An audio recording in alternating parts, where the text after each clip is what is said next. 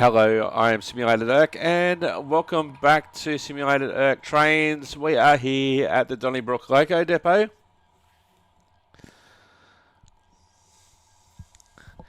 And today's episode is going to be a little bit different. I've been doing a lot of construction, and I'm going to talk about that on the next episode. But today my name is Mr. Shed. That name again is Mr. Shed. Now, I have had no experience driving locos or working for a freight company. So my version of Shed is very much different.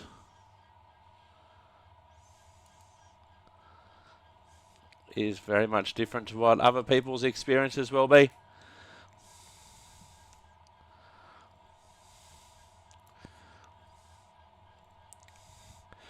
But today what we're going to do is we're going to go around the shed, have a look at the locos that I've assembled, and we'll go from there, shall we?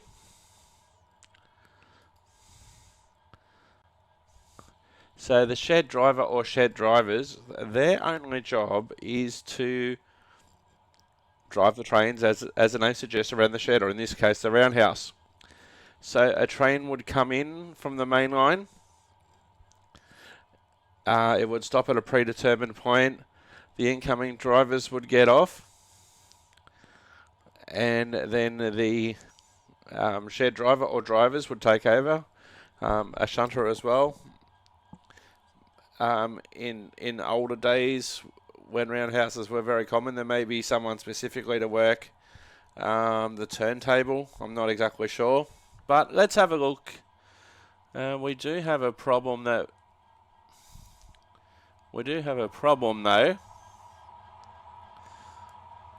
The level crossing is backed up.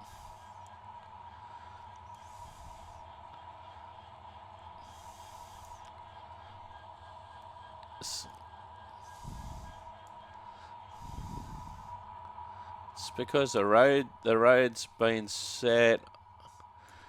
I know there's one way that I can fix that.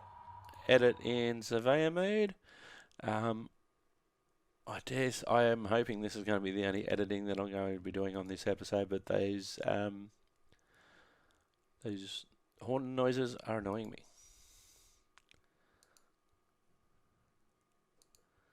Because the road's been set over the level crossing, and I may not have it set up 100% correctly, I'm not sure. I am still very much in trial and error, and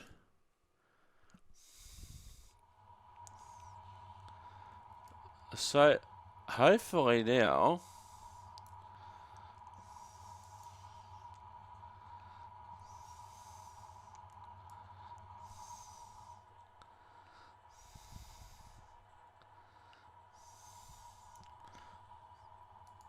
there's one way to fix that for sure, which will be really relevant for our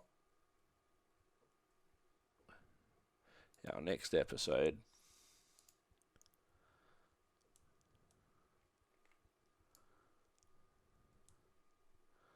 I don't know what that junction is doing over there, and elevated. That probably doesn't help. Alright, let's save. Well, one thing I do suggest too, I've been doing a lot on this lately, on this map. I did an all-nighter last night just because I got a bee in my bonnet. We don't really need that point meter at the moment either, and this is how quickly it can change to I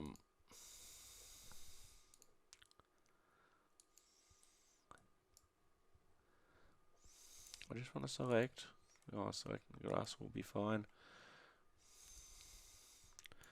Okay, we'll save again. It could just be as easy as, I've spotted something that I want to fix because look at all the cars. Which, by the way, we'll see if they've disappeared when we go back into driver's mode.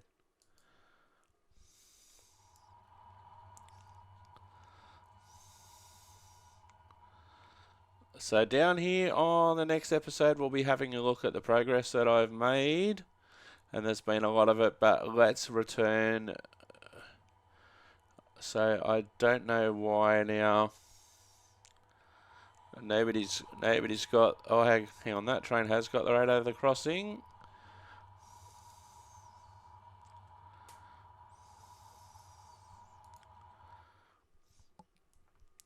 Let's see if we can change the settings on this signal.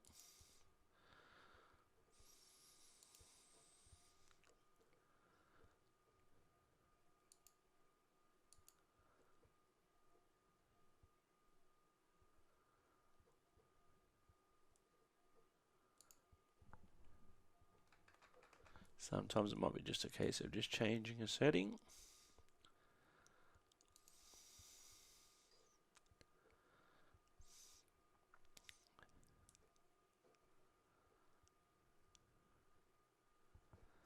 Oh, what we could do, and yeah, I know.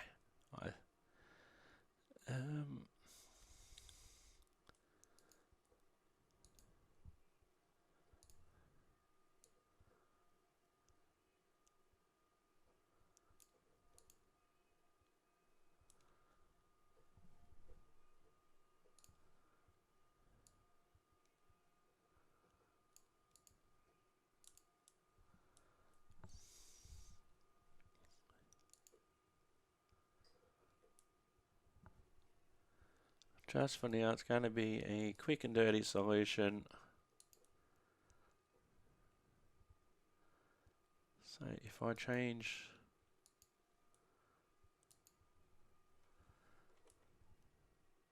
if I go to driver's mode,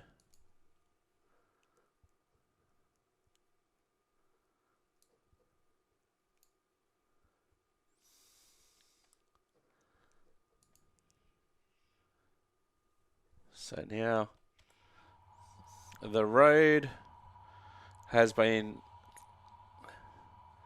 the signal's been put back to stop. Those cars should start, those lights should come on shortly. Anyway, let's get back to loco. And I know it's going to be noisy.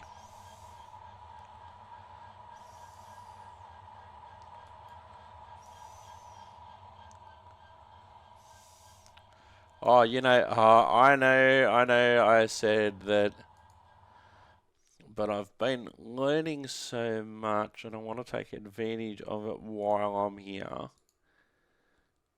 I've learned some things about how to set up the cameras.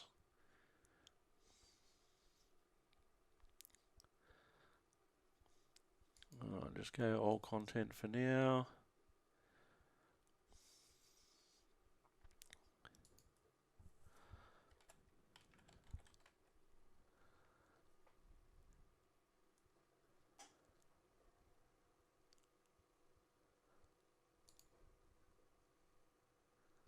So I can set up the camera. I will show you this on this episode. We can set up the camera and then we can go into the camera settings and we can go into preview mode and then we can maybe put another one there.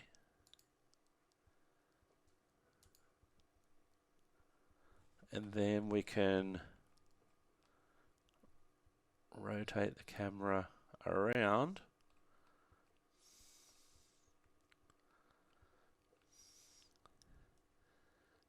And now we have that camera set.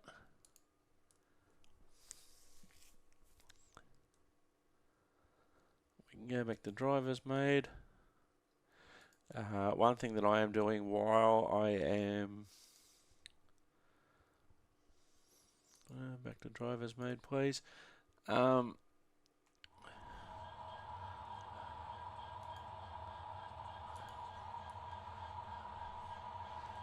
Yeah, I'm going to pause while I'm not actually doing anything.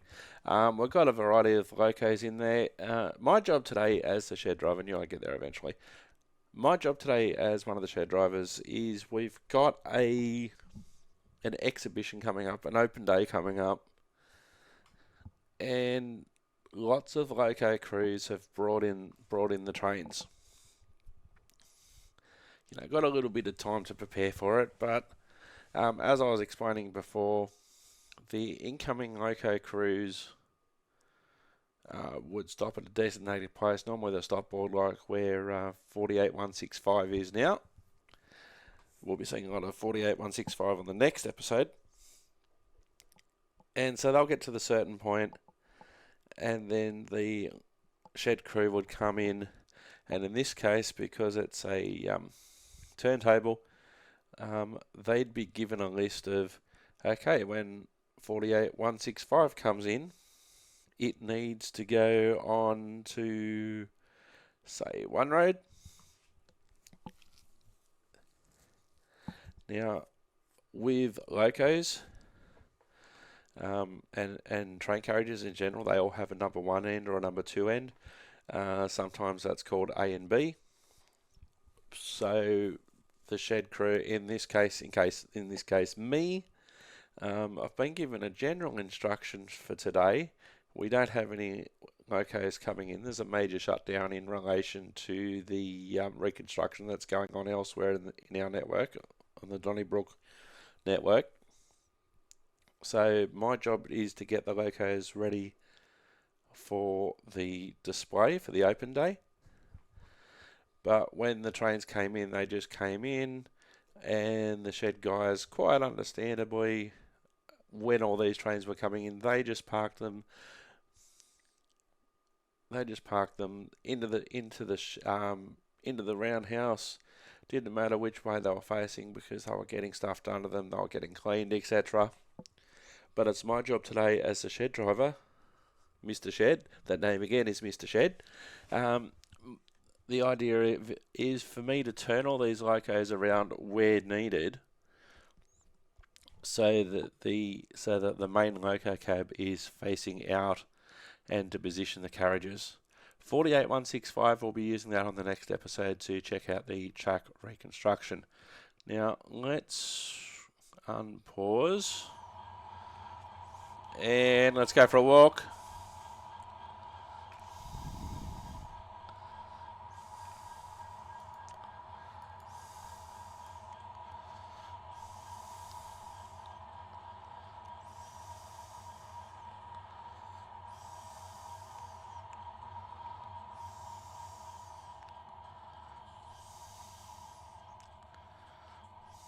So this is our turntable.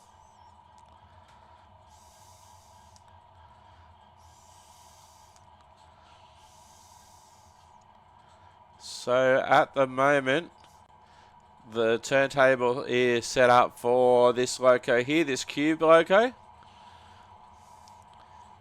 QL19.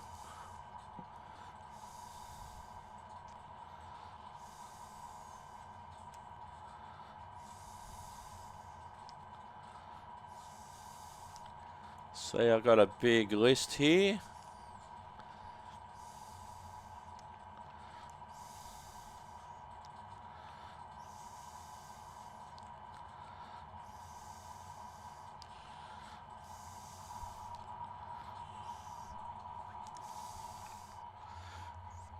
Alright, so we're in the cab. QL017.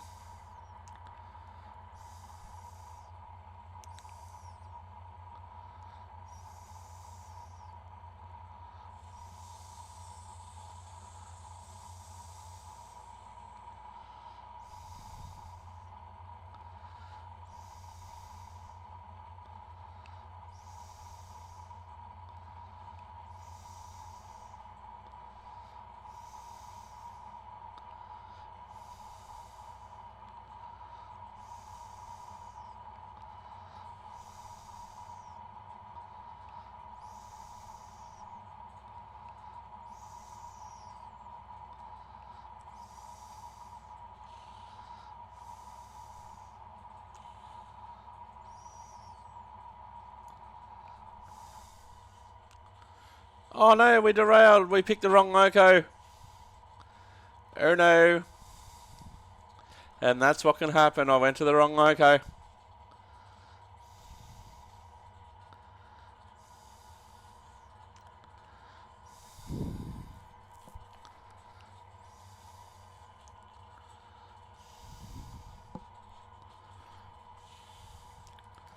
Luckily for me, we can go into surveyor mode. No, I don't want to delete the whole roundhouse. That loco will clear itself up. I picked the wrong cube loco, and it can easily happen just like that. So let's go back into drive. That loco will clear itself out. I meant to go to the other cube.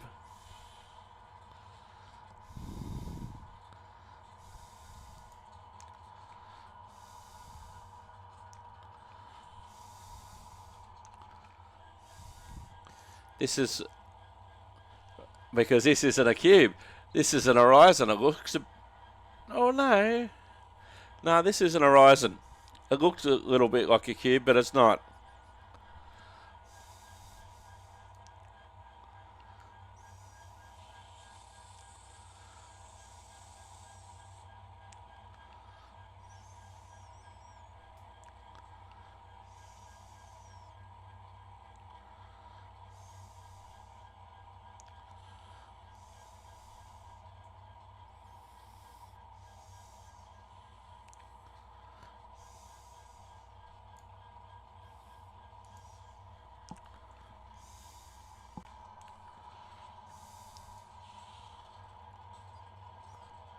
Hang on. We've almost...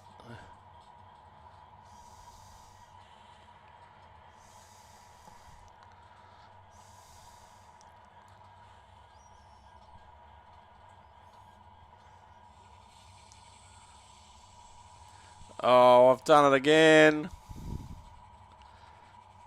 I went to the cube. I wanted to go to the cube and I went to the horizon.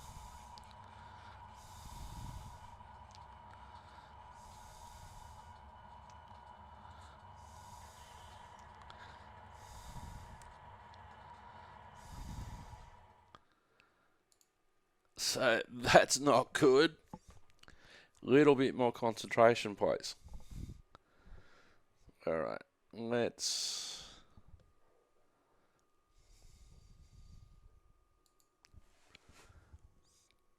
A little bit more concentration.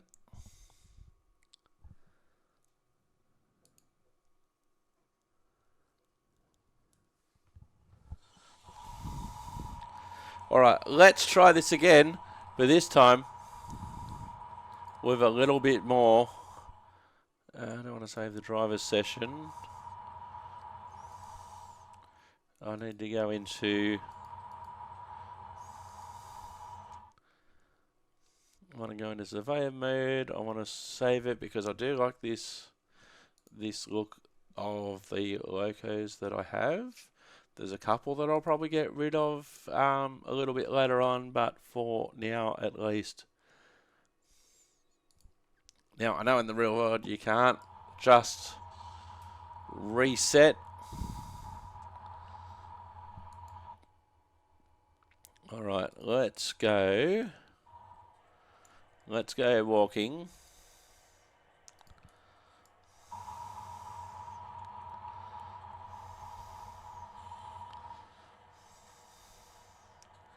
And let's try this again with a little bit more concentration.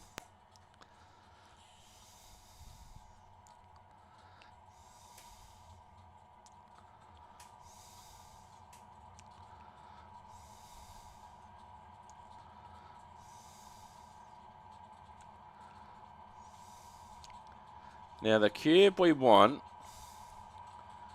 is 19.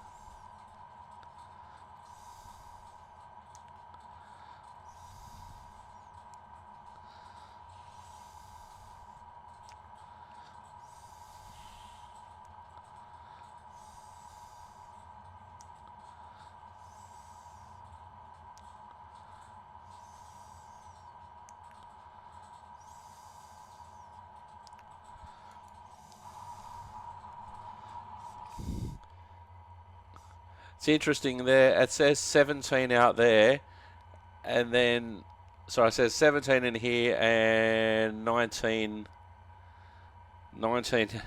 when you look at the outside of the 17 there.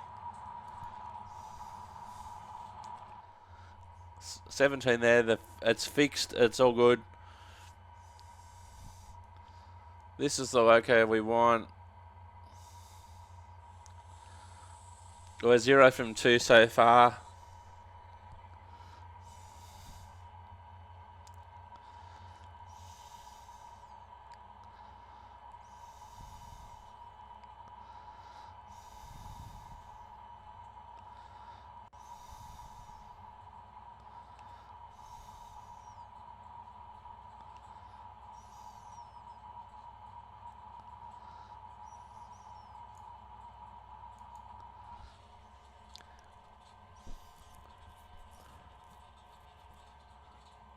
Now what the hell?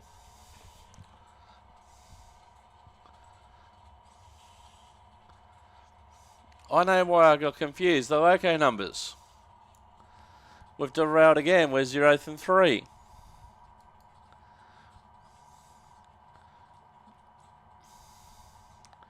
Let's go to the other cube, which is the one we should probably went to in the first place. See if we can make it 1 from 4.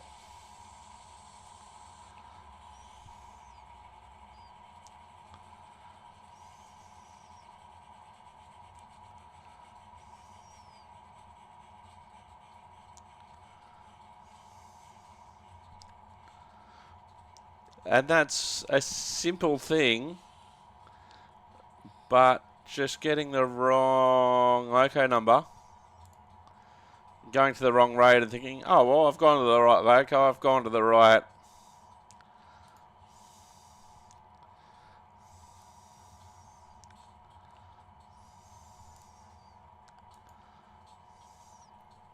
All right. So this is QL019.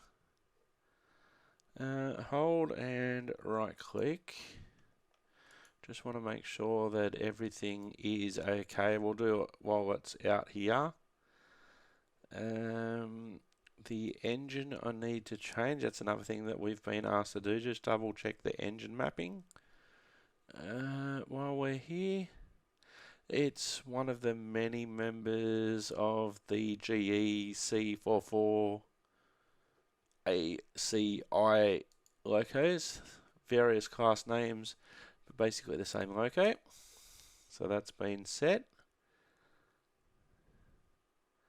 So what we will do now, we'll go into surveyor mode just for a moment, and the reason that I'm doing it here is because I want to save. Although, yep, okay, it's going to let me do it. Edit details, maybe. No, that's the details for the turntable. I can't do that here. Okay.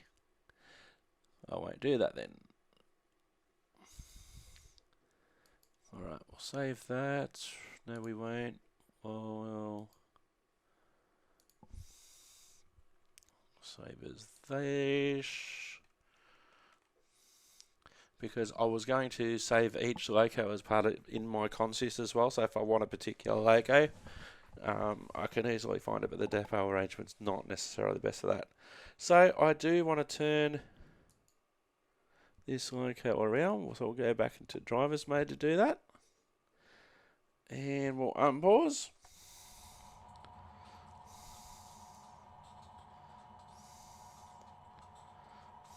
So, oh, what happened then?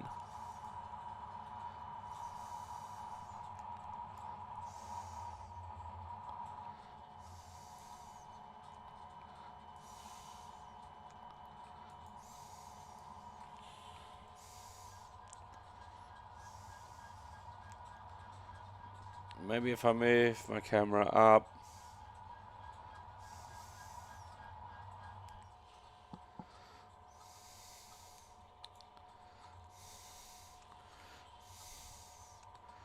Alright, what this will...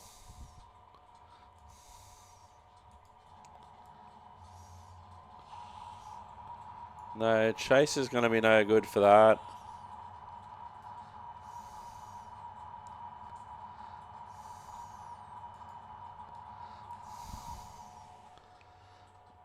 Alright. So what I also can take the opportunity to do, if I have two locos of the same organisation together, I can put them in adjacent roads.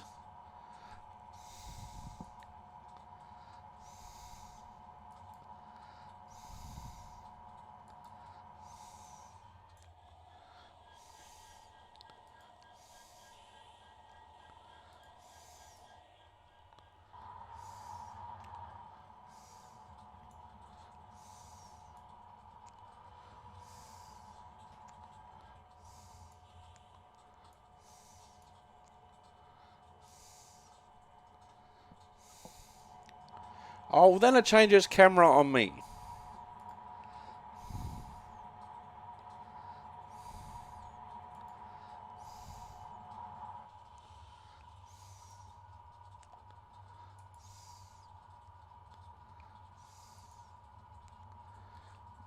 So each one of these roads is numbered, even though we can't see any numbers here.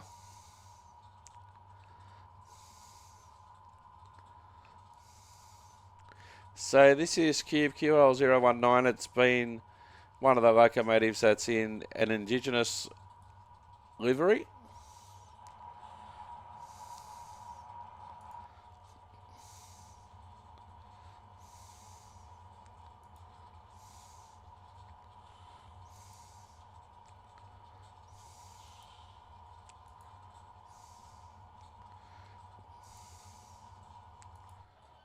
Oh, and it's changed cameras on me again.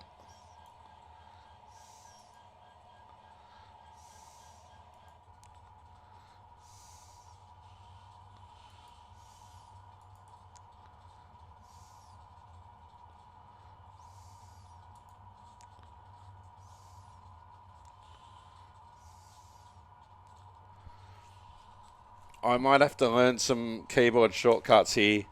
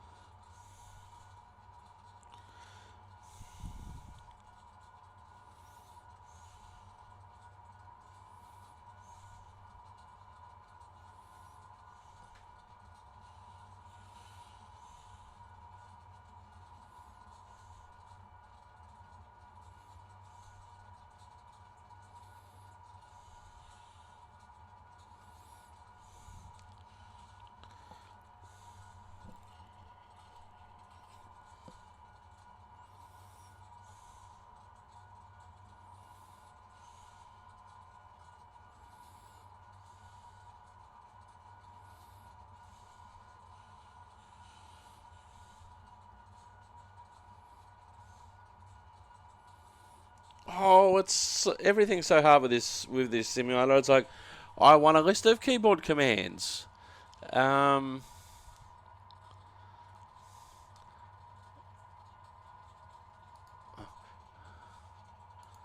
it's so hard sometimes. I want to... We'll put that on pause.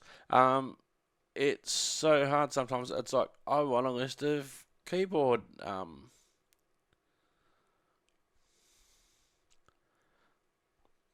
would like a list of keyboard shortcuts. Oh, have you looked at this list from Trainz 2009? No, I'm running Trainz 2022. I don't know what has changed since then.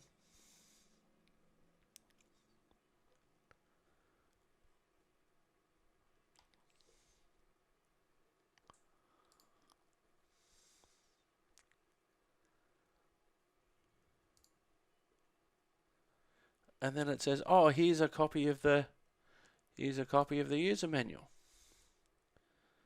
A new operations user interface. Will that help?"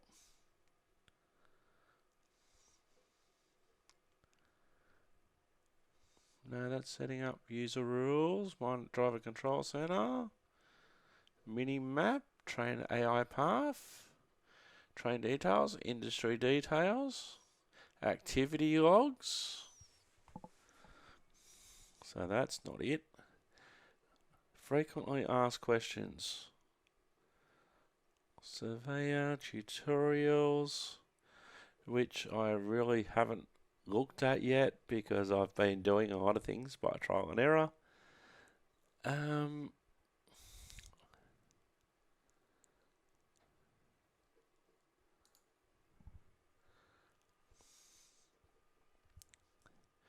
It is so difficult. Instead of saying, okay, let's see, frequently asked questions. Where can I purchase? What is the difference between 22 and Trainz Plus? See 2019 or Trainz 19 FAQs. Versions. Platinum features, platinum content. Pricing, installation, patching, installation, registered editions, memberships, cancelling memberships, free trial memberships, content vault, DLC, preview pass, what has changed, technical information. Will my computer be able to run TRS 19? Can I get it on DVD? No, all products are digital download only. They don't make it easy, and that's why I'm doing a lot of things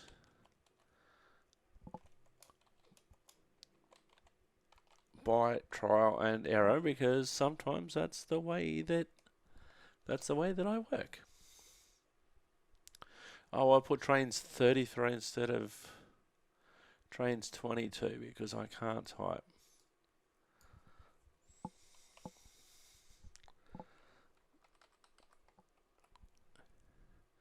Trainz 22 keyboard controls.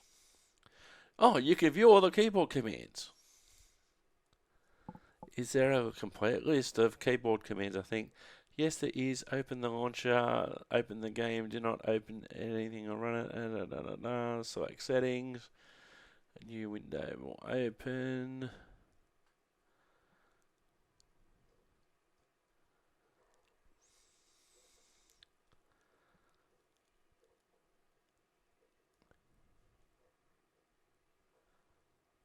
Drivers commands. All I want to do, and this is where I've already looked, all I want to do is figure out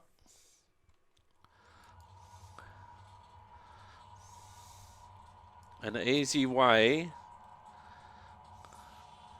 Now I've got to go one more to the left. All right, we're in good position now. So I can go back.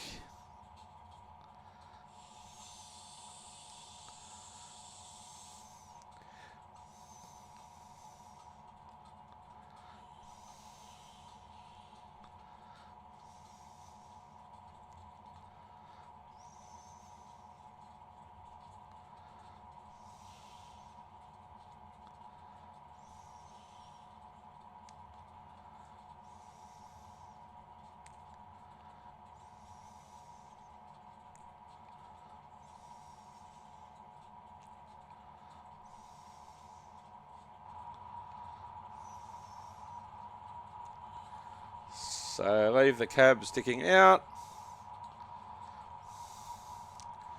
So that's our first one where we've actually been successful. Now, the next one I will do while we're over here.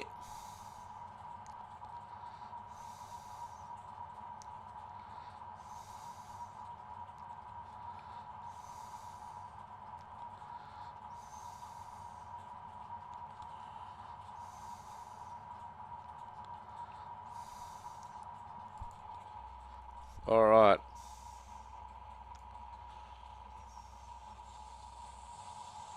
So we'll move the loco out.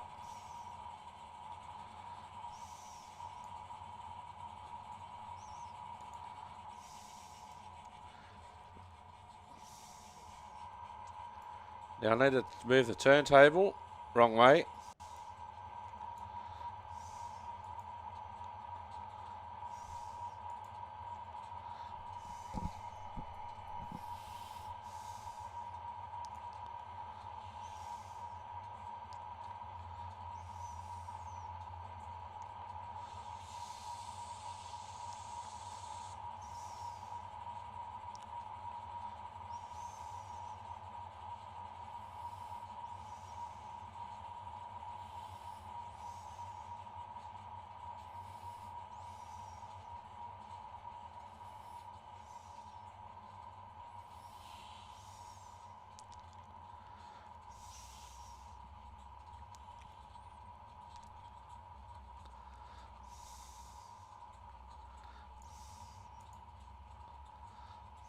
All right, we'll just... All right. So this is PHC001 that you'll often see in the Newcastle area going from the Crawford's yard at Sandgate into towards Sydney and back. There's two of these locos, PHC001 and 002. This one's called Carrot, the other one's called Spud. So while we are here, we will check out, control right click. We will double check the loco details. We will make sure that it's running the right engine spec. That's another one of these GE locos. No lamps. Should be running the clean livery. With a lot of these units, you often do have the option of which livery they're in or how dirty they are. Nothing else. Everything's done there. Okay, can we? Or probably not. No, we have to unpause. Okay. So we'll turn the loco around.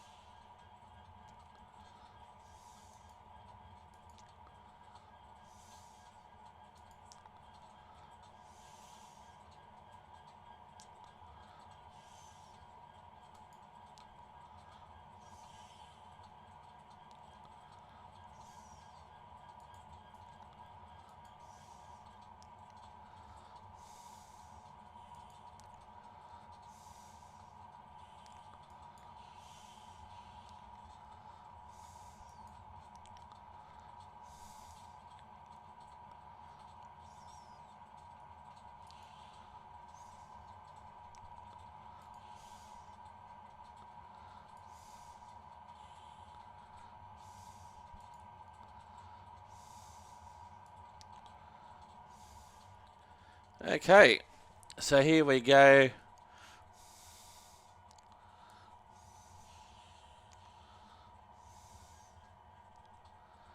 Now, a lot of these locos are only drivable from the one end, even though, because there's only the one cab.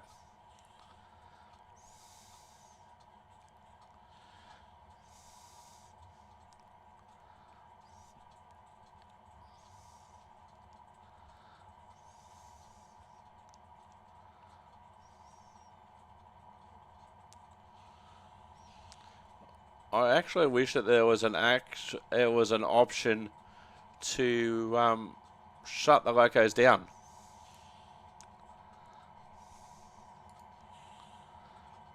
All right, that's one in there.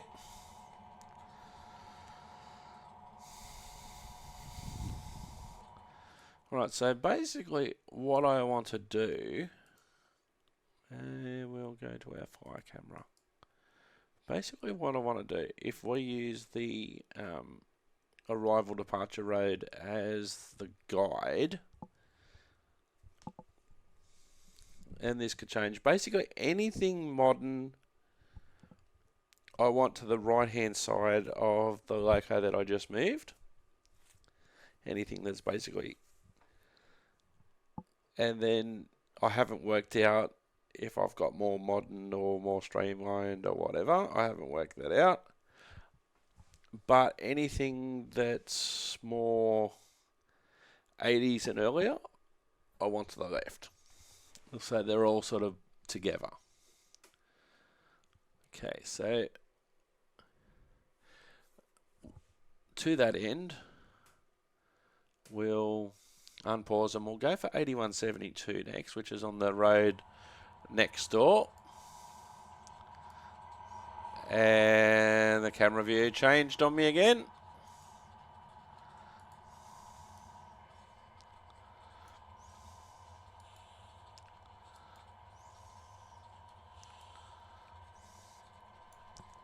The 8172's next.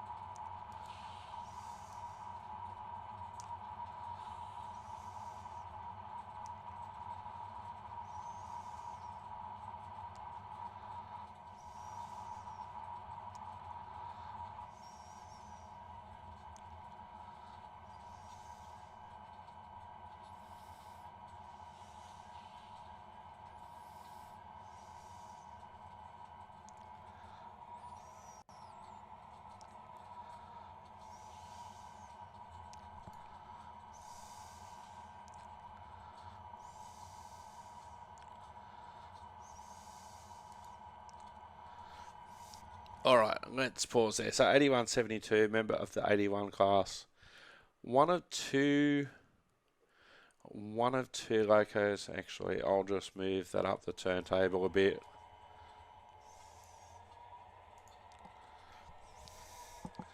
One of two 81 class locos to receive the bicentennial colour scheme for the State Rail Authority, as it was then. Celebrating 200 years of colonisation. And there were a variety of locos actually painted in this scheme. One of the ones, and I'm actually going to get that loco back into the depot and put it on display next to 8172 or thereabouts.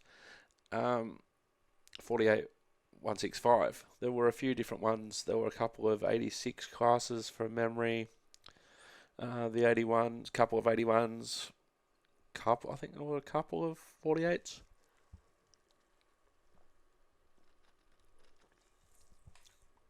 So for now,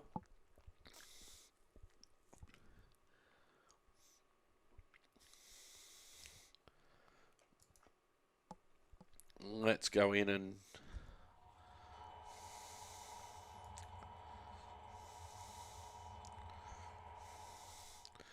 check the details of 8172. Some locos you have more control over than others in terms of things that you can do. One thing with a bicentennial unit, I know this is an older unit done by Cardiff Workshops. Some of the older units with a bison, if they're in a special scheme like the bicentennial scheme, you can put any 81 class number in there you want. But one thing that I do suggest, if you're going to do that, at least try to get the right numbers when you've got the train out and about. All right, let's unpause.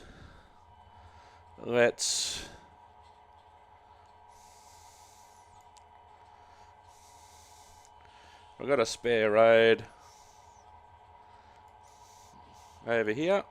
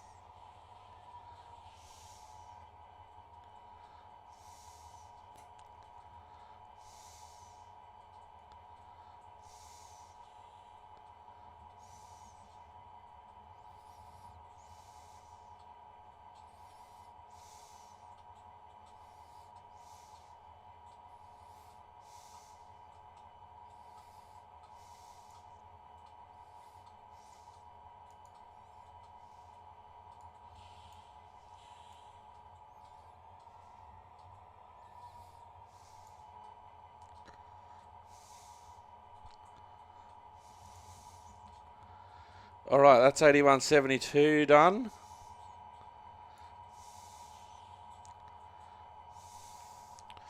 All right, that's 8172 done. All right, the next one I reckon I'll work on getting out of that particular area, so we can bring 8172 back in. We'll get rid of the 290 classes that are there. So we'll go to our list. And we'll do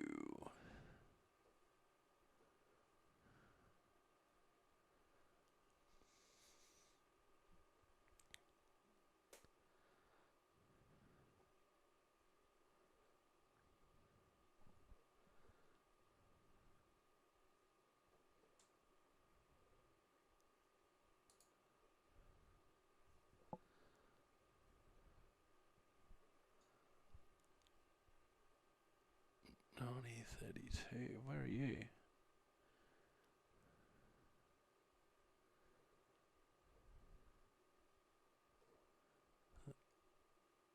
'81 bicentennial 9032. So I want the freight rail blue. That one.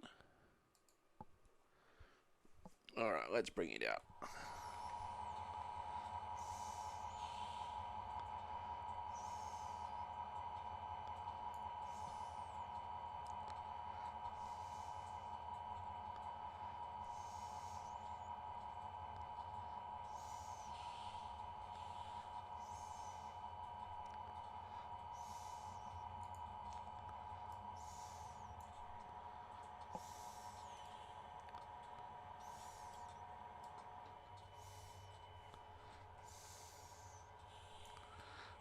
I want to fly, not walk.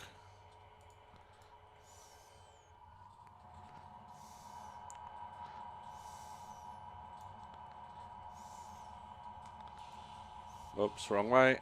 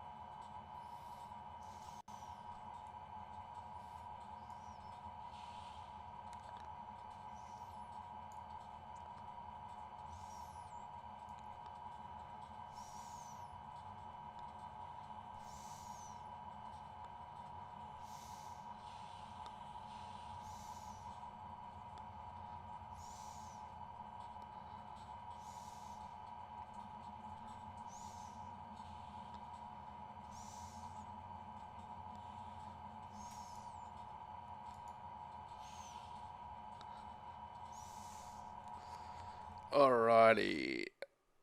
So, let's have a look.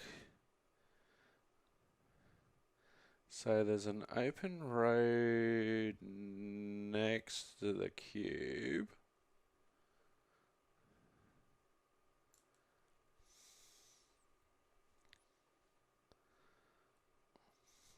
So we'll do that.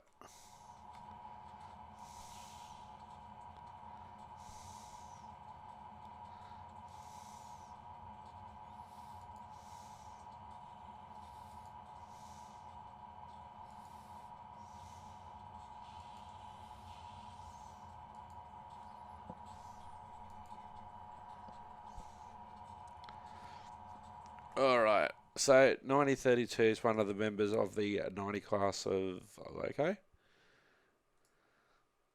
Designed to work on the coal roads of the Hunter Valley, and that's where it exclusively can be seen on Hunter Valley coal traffic. There were a whole heap of restrictions that still apply to this day,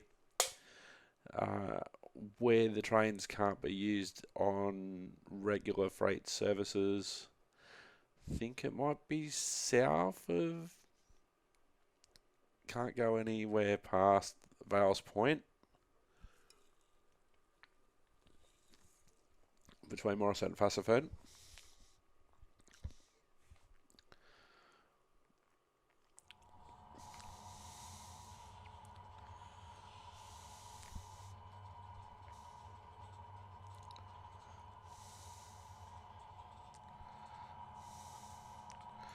Alright, next to the cube is where it's going.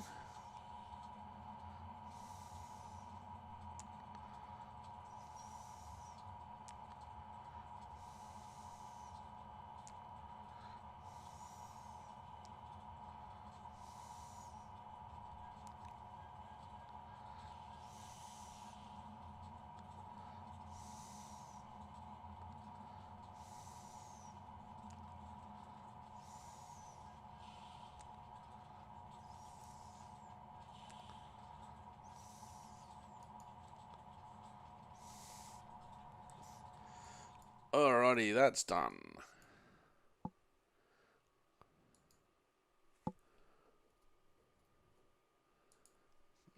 So, the 90 classes are a little bit older. They're about as old as an 82 class, which we'll see in a moment. The 82 class is more of a general freight loco version of the 90 class, or vice versa.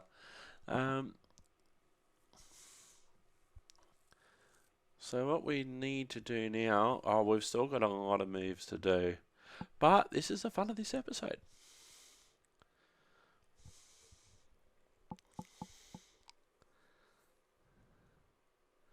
We might start moving some of the, or turning some of the bulldogs around.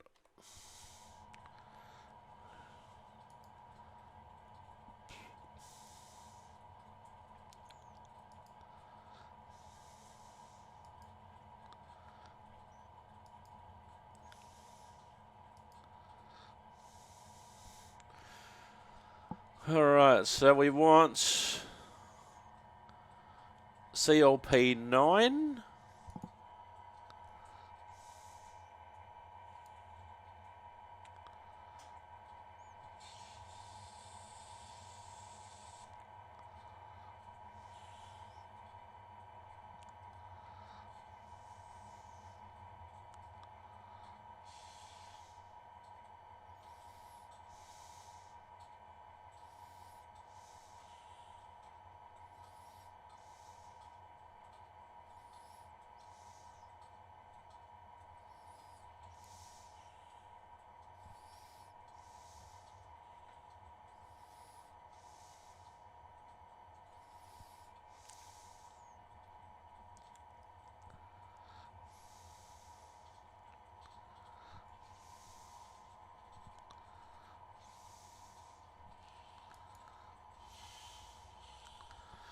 Alright, let's have a look at CLP9 and talk some Bulldogs. Bulldogs, or these days usually just called Streamliners. I'll have to bring it forward a bit.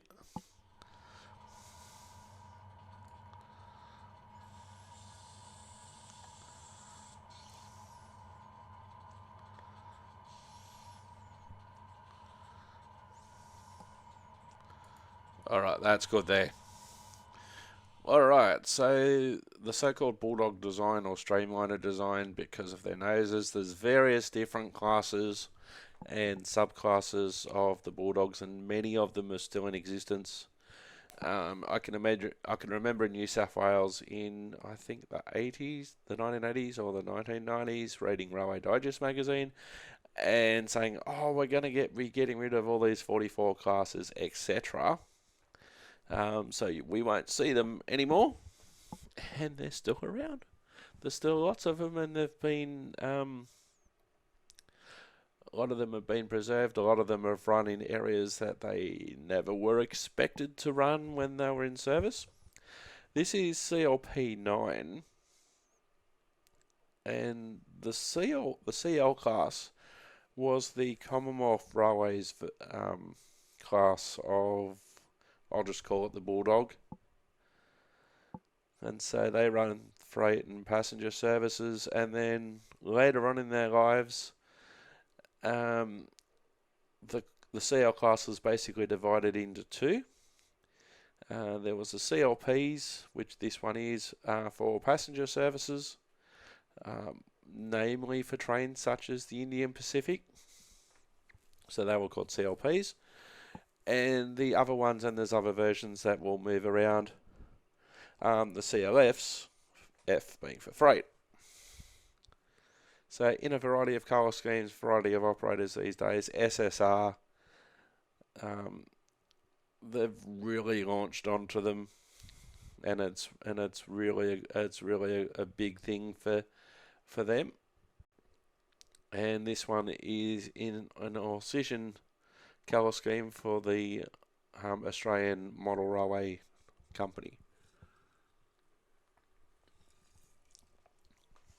Alright, so let's move CLP9.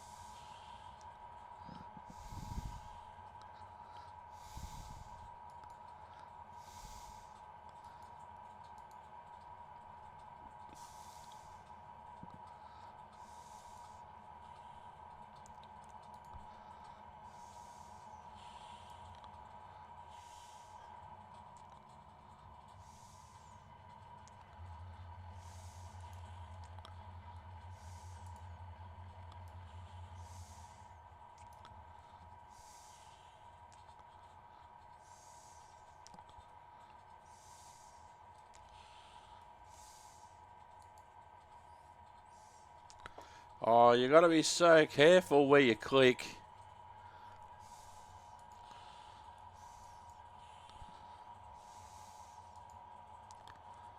as the camera moves, will need to be moved around again.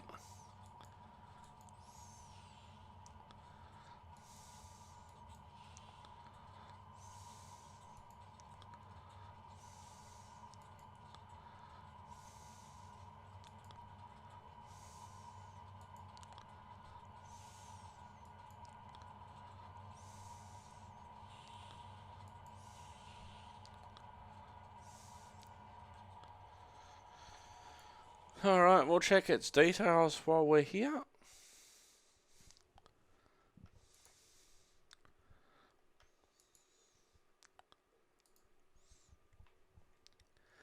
Okay, now lamps, clean livery. We'll turn the number board markers off. We'll change the engine default. There is a setting for CL class.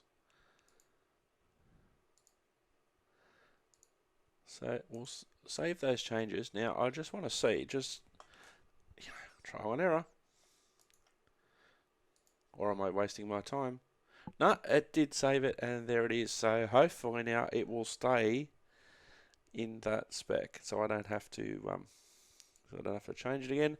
All right, CLP9. Back we go.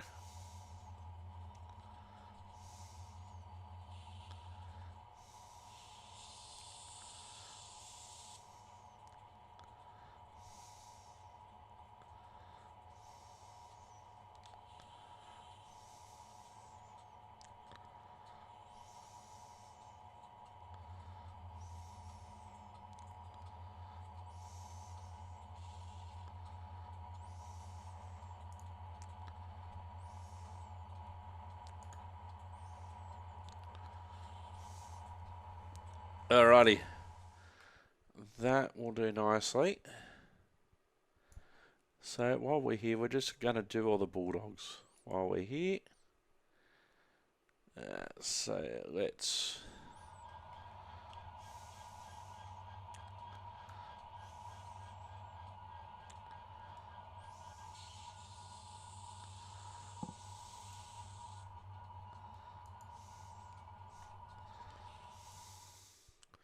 Alright, this is CLP12. At the time of this recording, it is in a white colour scheme, operated by SSR. Now, I believe...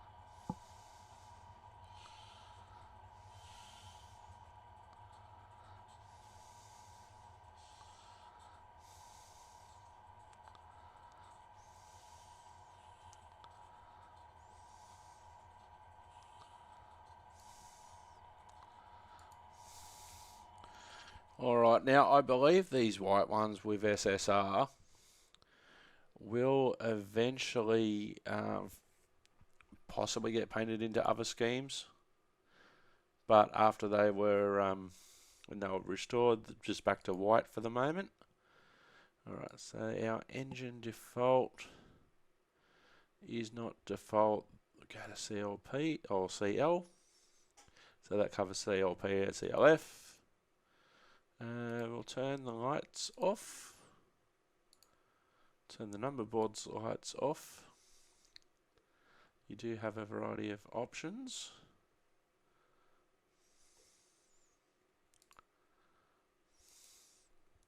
Okay, so we're going to park that on the vacant road over near 8172.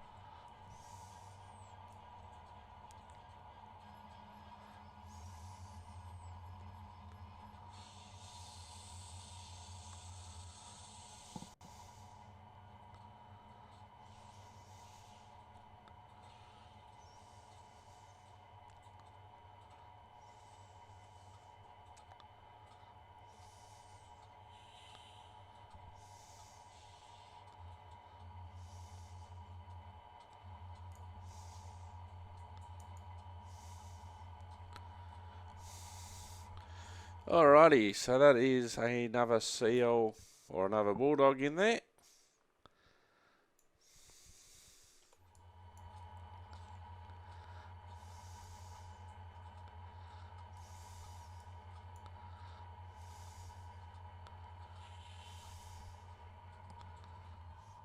Let's see, what else have we got? Who else can we get turned around?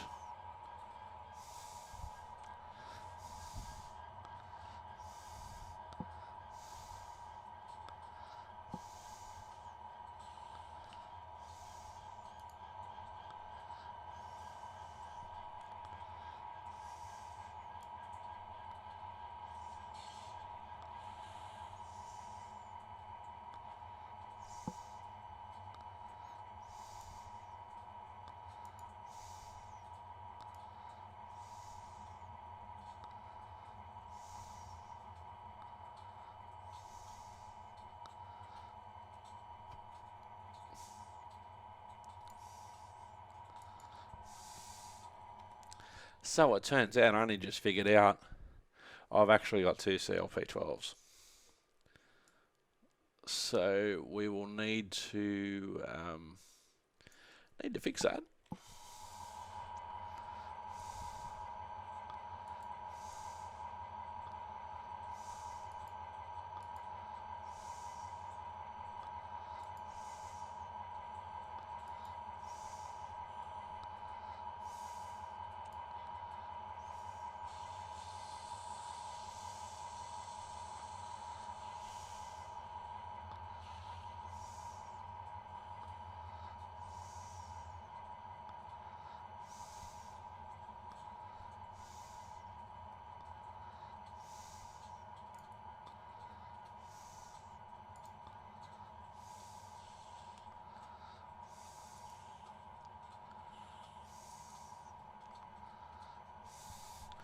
Actually, let's plan where we're going to put CLP, the second CLP12.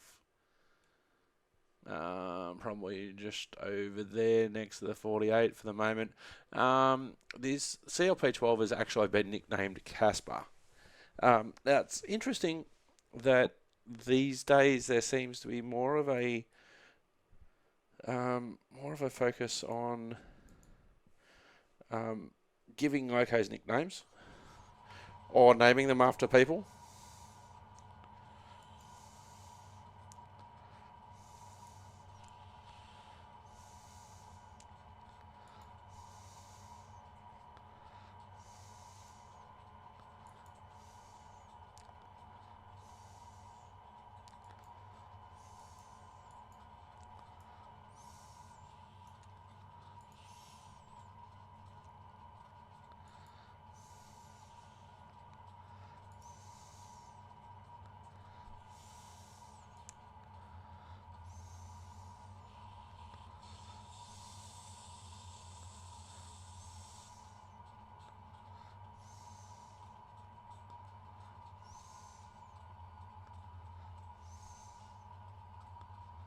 So what we can do, we can put CLP12 right down the back of the shed for now.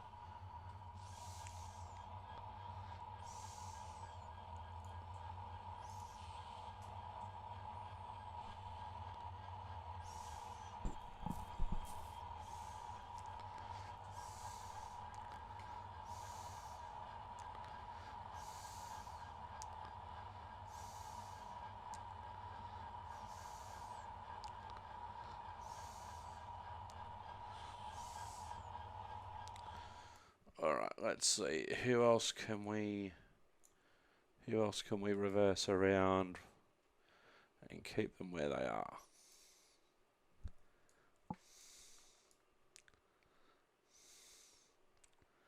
So I'm going to move the 81 class, going to move the 73 class, going to move the XRN. Actually going to move it out entirely because it's not alright,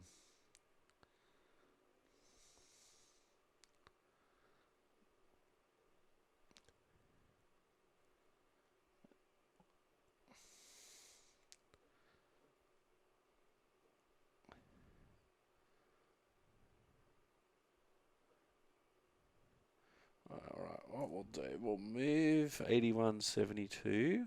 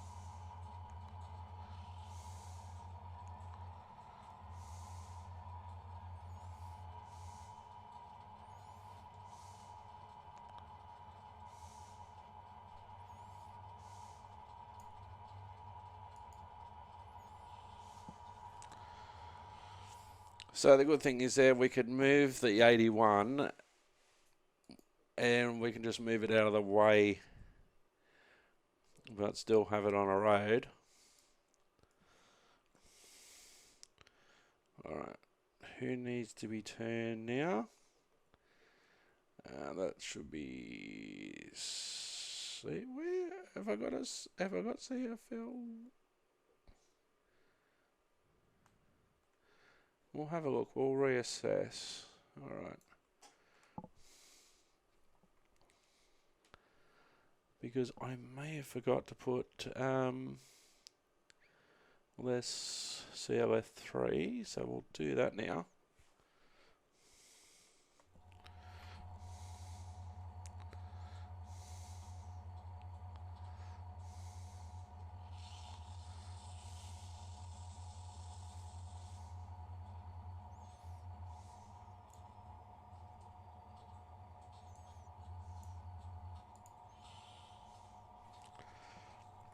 So I'm wondering, did I forget to add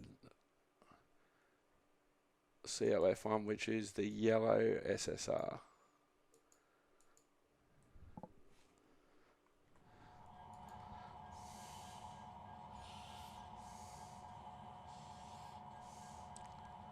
Hang on.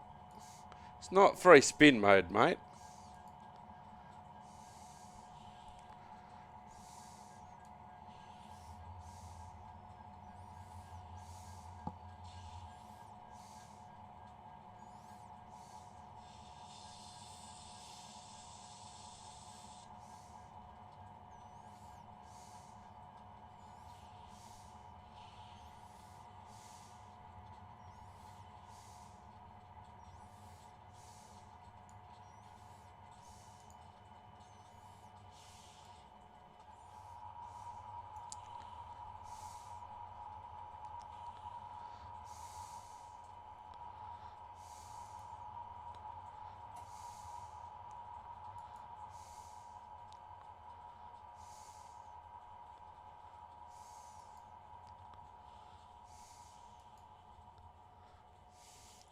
So I'm going to put it next to CRP9.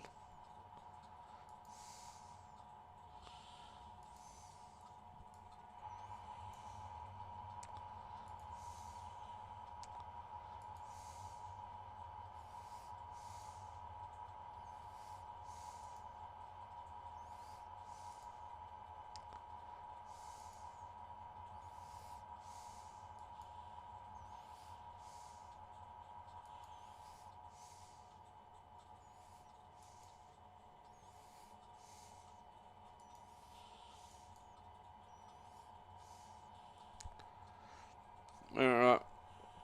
We'll check to make sure details are correct while we're here.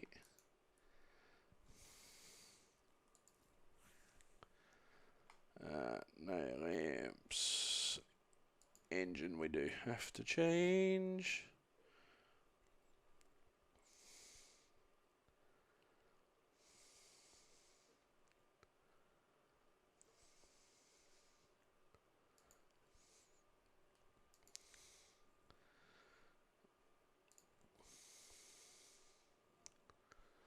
Alright, that's cool. Let's go back.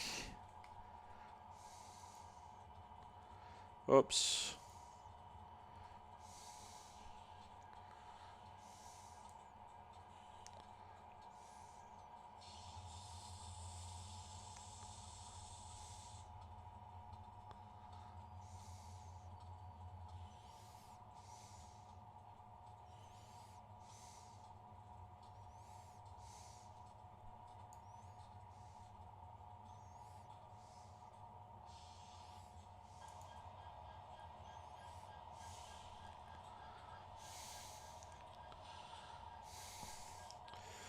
Alright. Let's have a look. Do I have CLF1?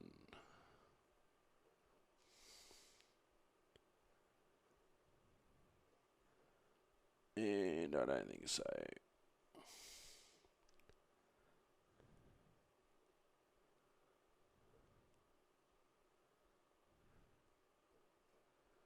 And that's a big no.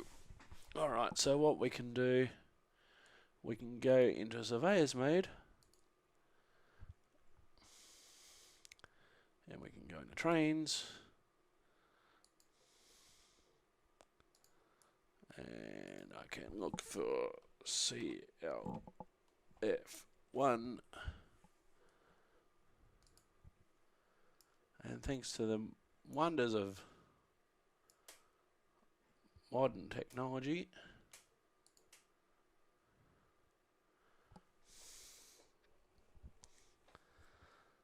we can add it. Simulation in one way is so easy compared to Model Rise. In a way, it's a lot more fun.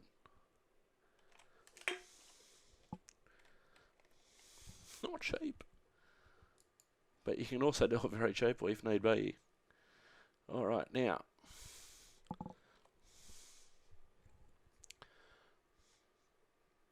We'll go into driver's mode now.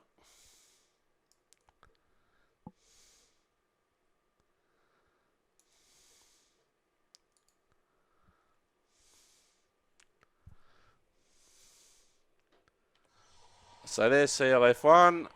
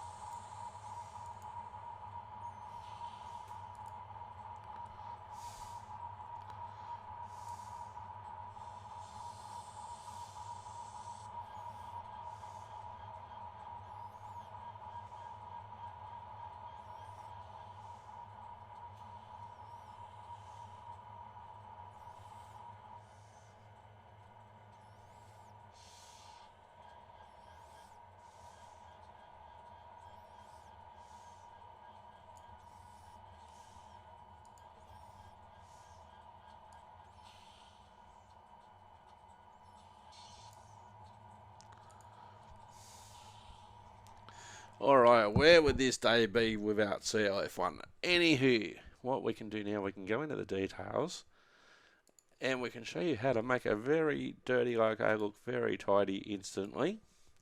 We can go to the details, and a lot of the times, not always, but you can change the livery of the loco.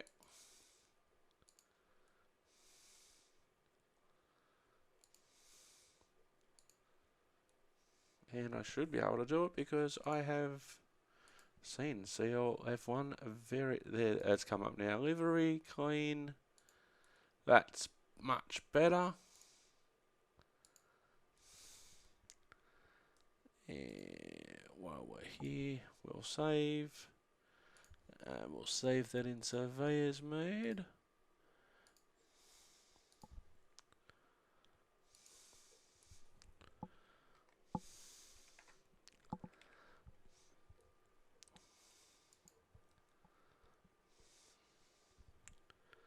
Alright. Now we need to go back in the driver's mode.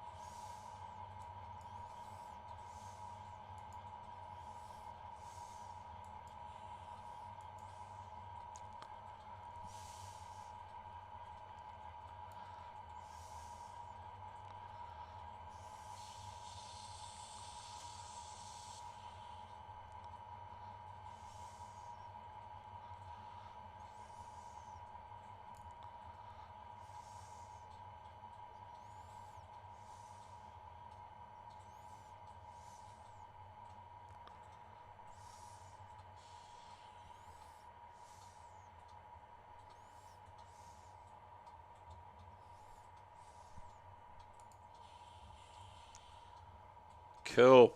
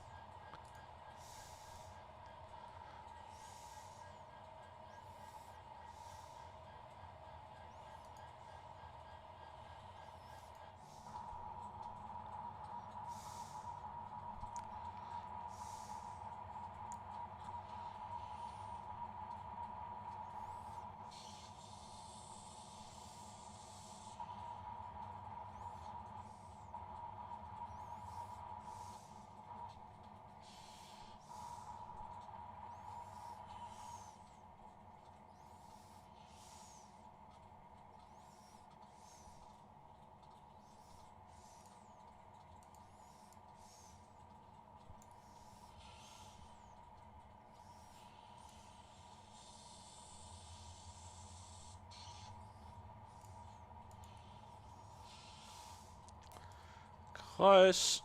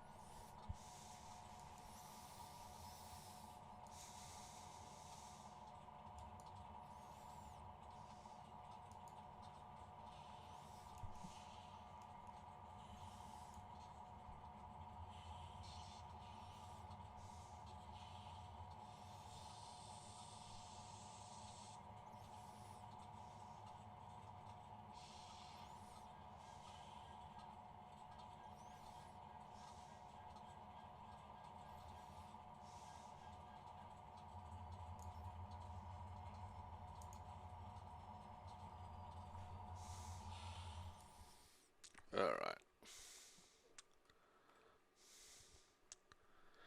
Now this is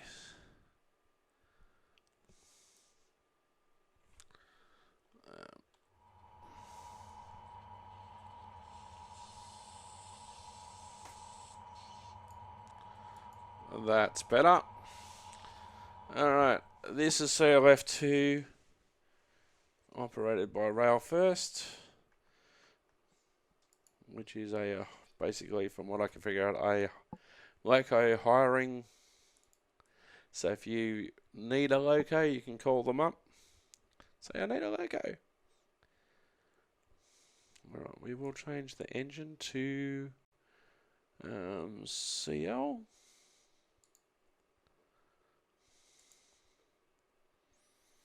And we'll turn number boards off. And we'll park it over there in Bulldog Corner.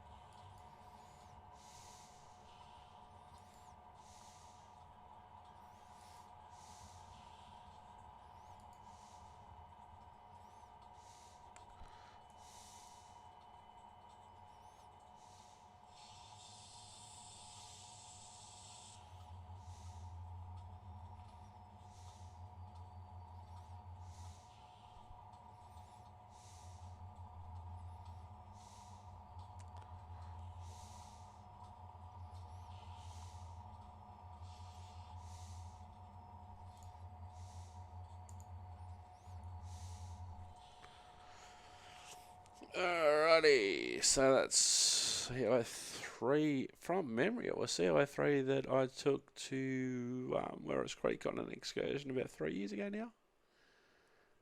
That was pretty cool. Alright, let's plan our next move.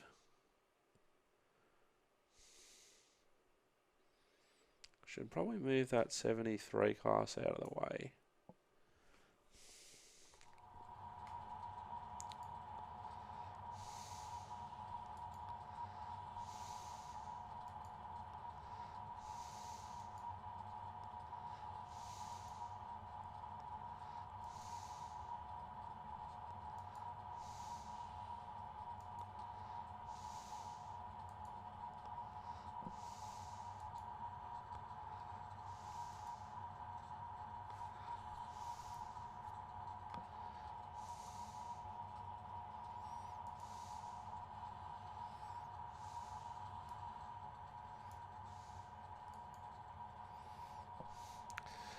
Alright, 73 class.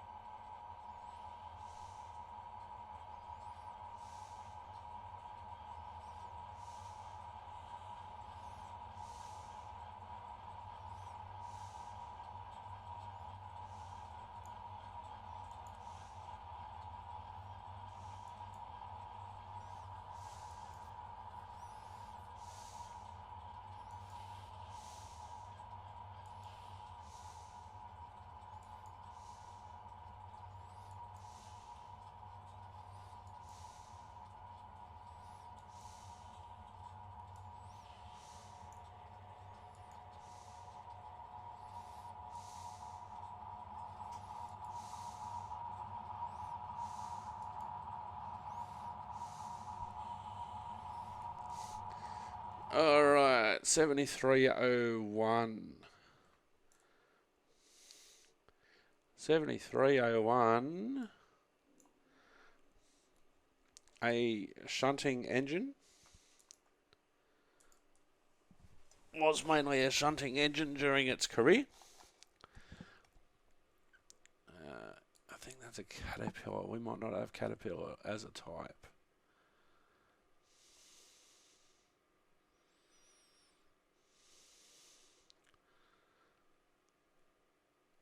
Yeah, we'll put it as a DMU for now. Used in marshalling yards usually.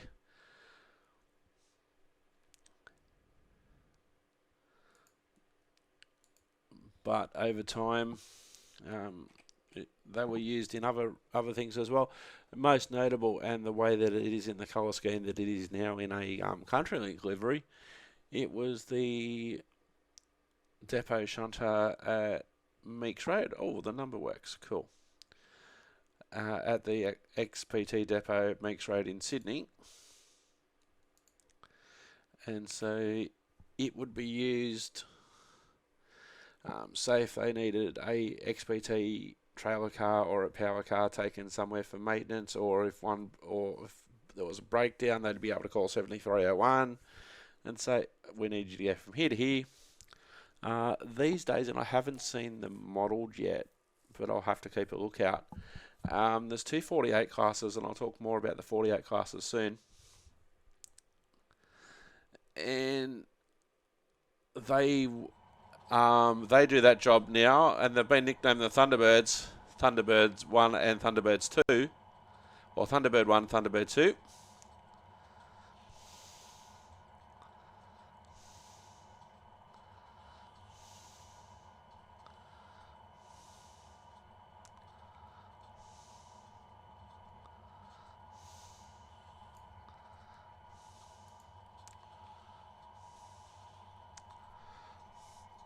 So Thunderbird 1, Thunderbird 2, 248 class locos that do the job of the XPT depot shunter. Now,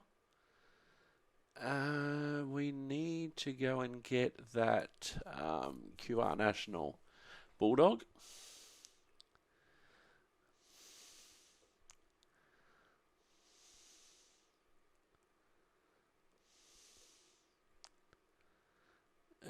That one CLP.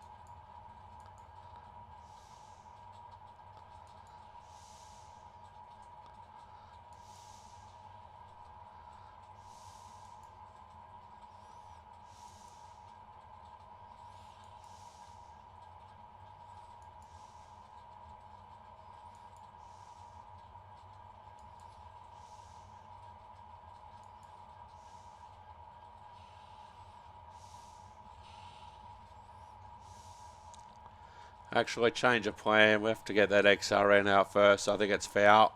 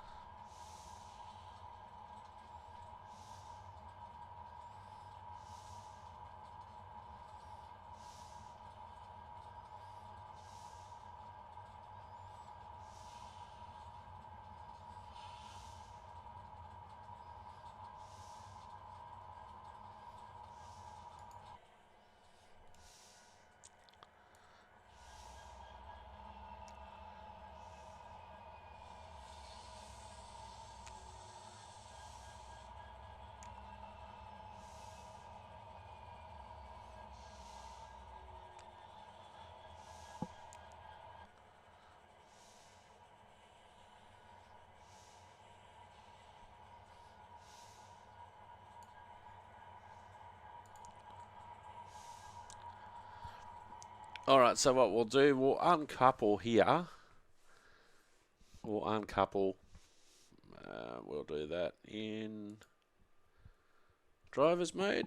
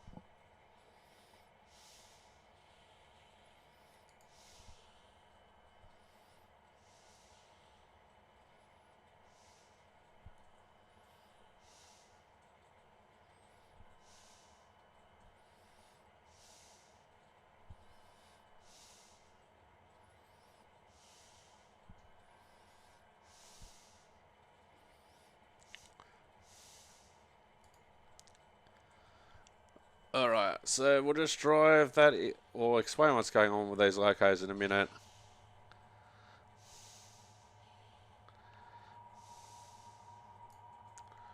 Alright, you can stop there. We'll get the XRN driver, who I think is Smiley. Our mate, old mate Smiley. There he is.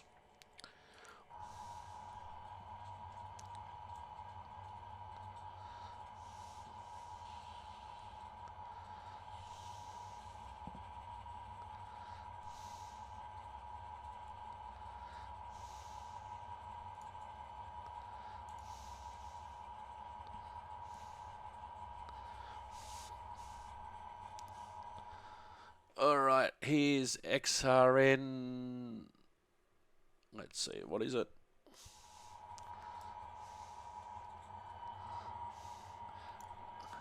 XRN 006, wearing a Glencore livery when Glencore were running coal trains under the Glencore label. They're a natural resources or a coal company in the Hunter Valley. So let's just spin that around.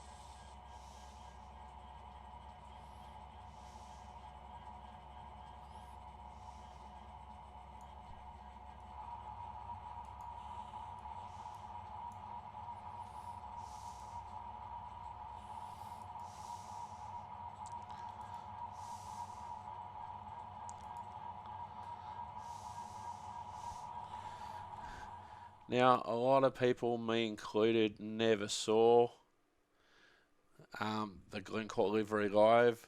The locos are still around today in the colours of One Rail Australia. So there's been a few changes of ownership, few changes of liveries, etc.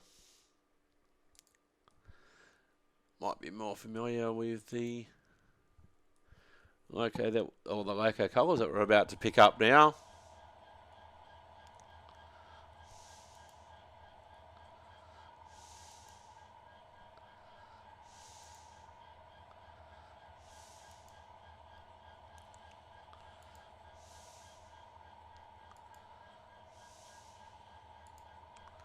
Oops, one too far.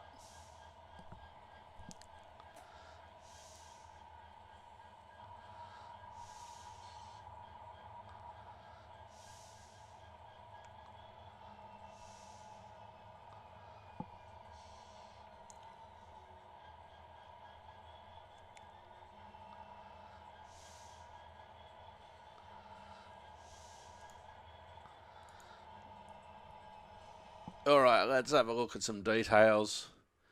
There's been a few changes to a few different operators in Australia in the privatisation era.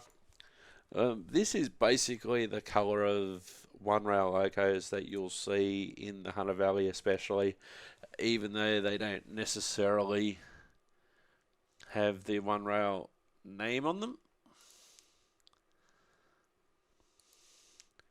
Now, I haven't seen these ones be released yet by Hotbox Content. I did, by the way, see another simulation company that does locos in Australia, Trainz Australia, Transcontinental Simulation. I've seen some photos of their work. They're promising payware quality locos and other passenger vehicles for free. So definitely need to look more into that.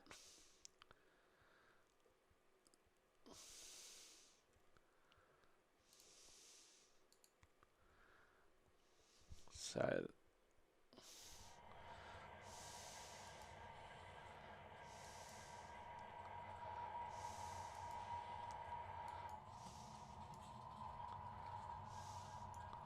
oh, hang on, the CLF is foul. Okay.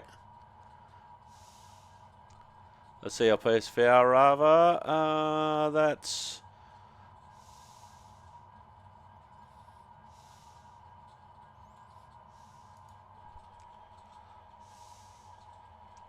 Or is it?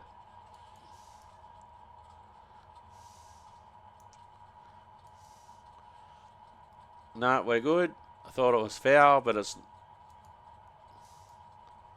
we'll just move into it anyway.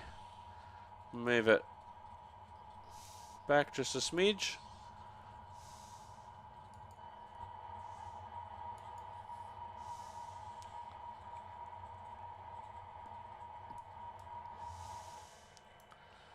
Another complication in the landscape is that One Rail also operated freight services and ran the line between Adelaide and Darwin. They were actually purchased by Horizon, but Horizon had to on-sell the coal contracts in the Hunter Valley. And so they sold them to another company, Magnetic, I think, who are still using the One Rail name. So I'm just going to leave that loco there for now.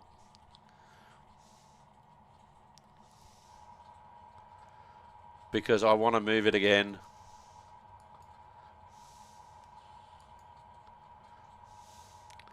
But I definitely want to get this QR National Bulldog in with its buddies over there.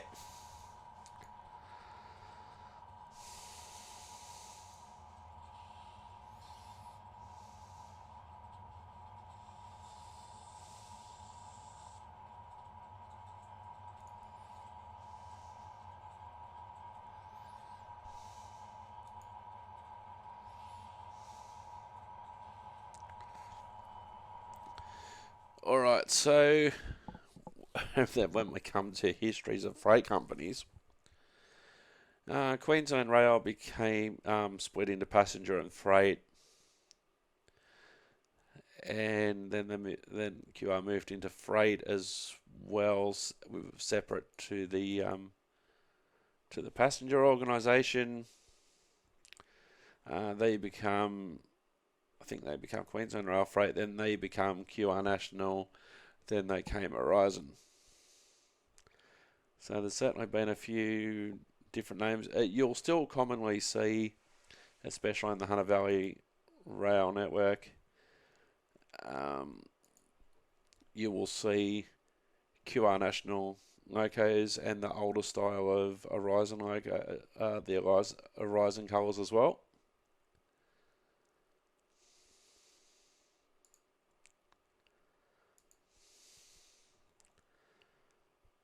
Alright, that's good. We'll turn the number board lights off. We'll edit that.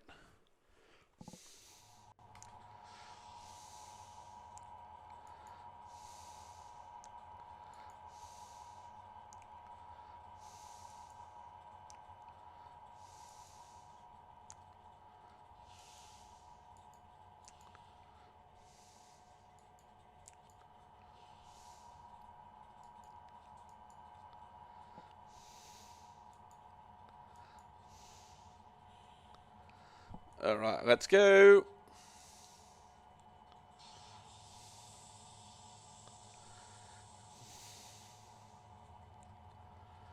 Now you can imagine how much time this would actually take in the real world.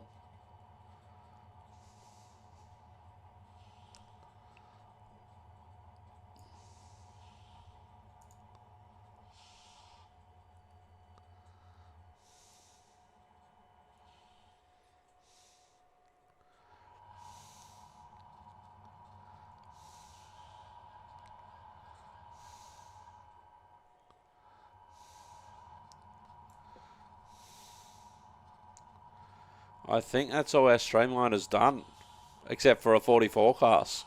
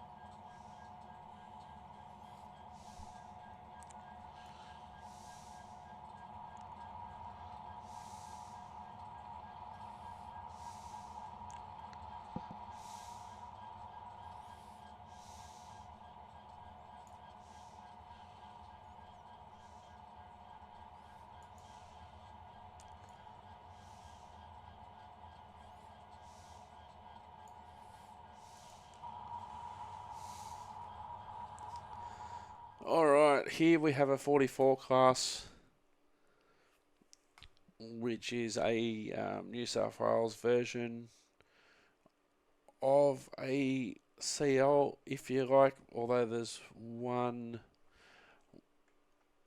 Why did I do that? There's one big difference though. And the big difference is that this 44 class actually has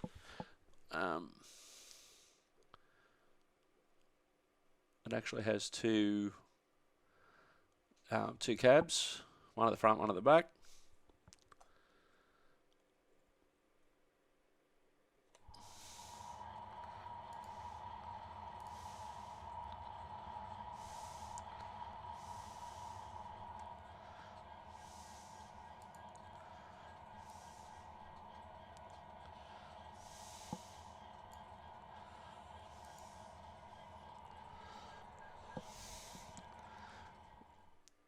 So the 42 came first in New South Wales.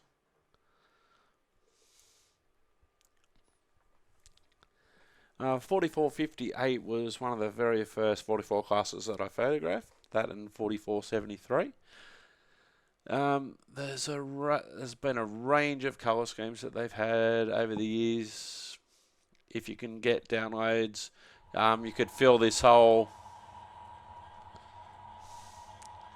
If you can get downloads of them, you could fill this whole roundhouse just of the various colours that 44 classes have had over the years.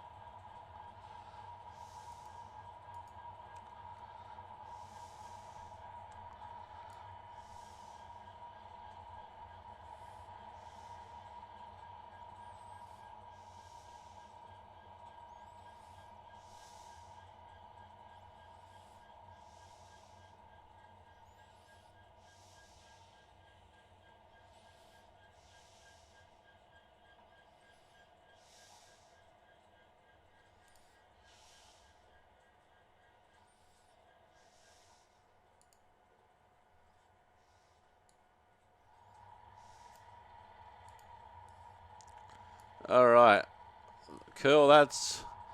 I think all of our streamliners done.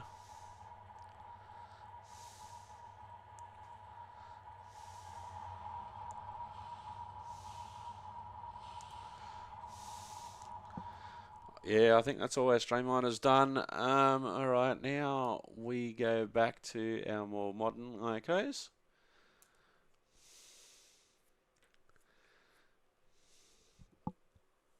So we'll do our Crawfords next.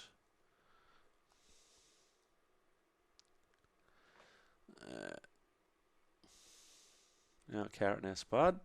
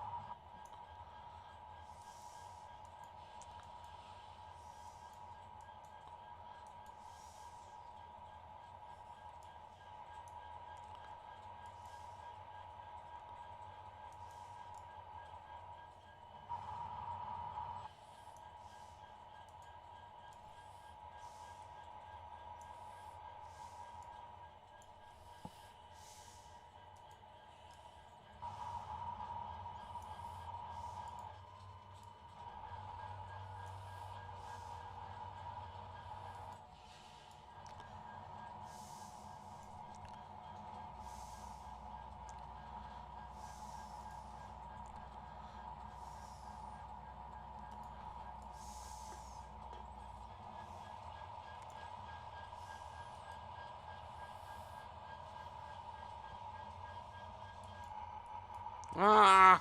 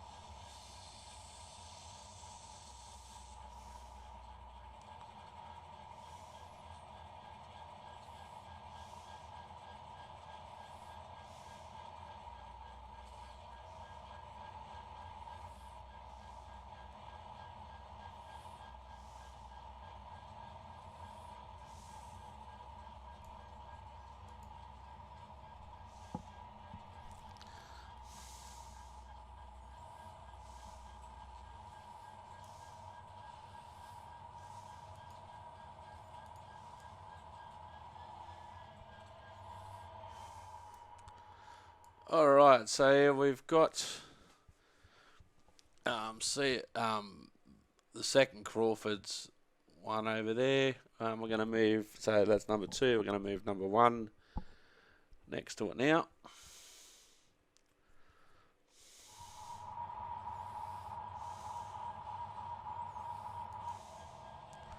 Oh!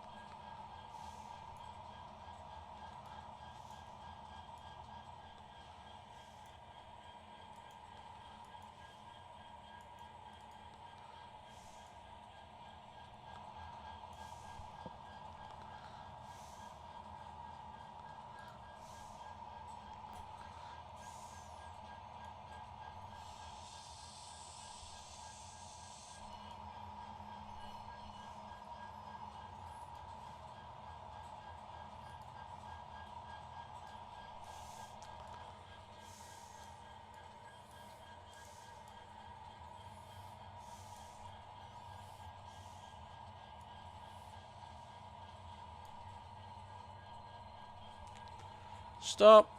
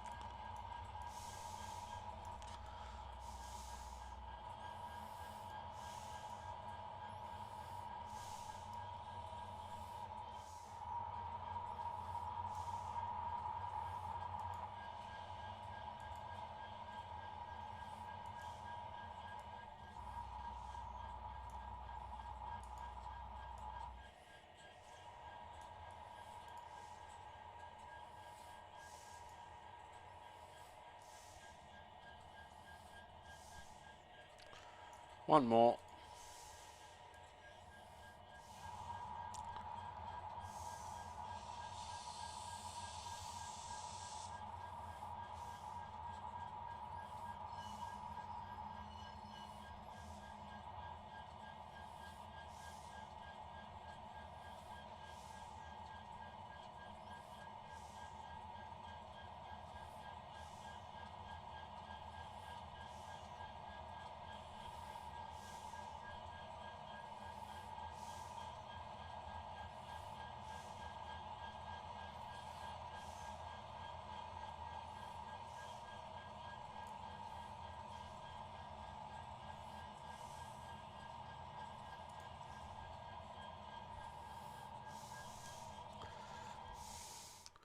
Wow, there's a lot going on there. As I've said before, it is so hard to click sometimes because you just click in the wrong spot and you're going to do something else. All right. We could probably move.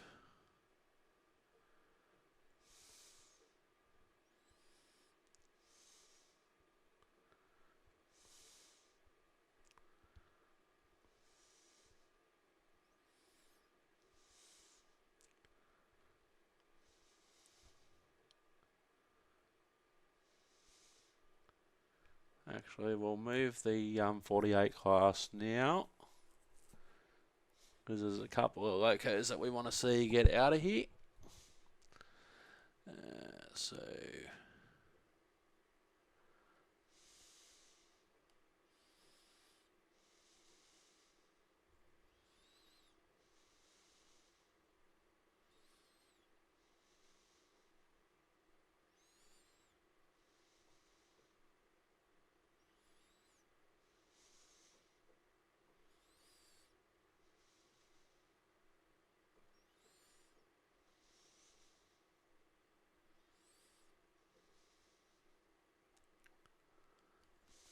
there it is.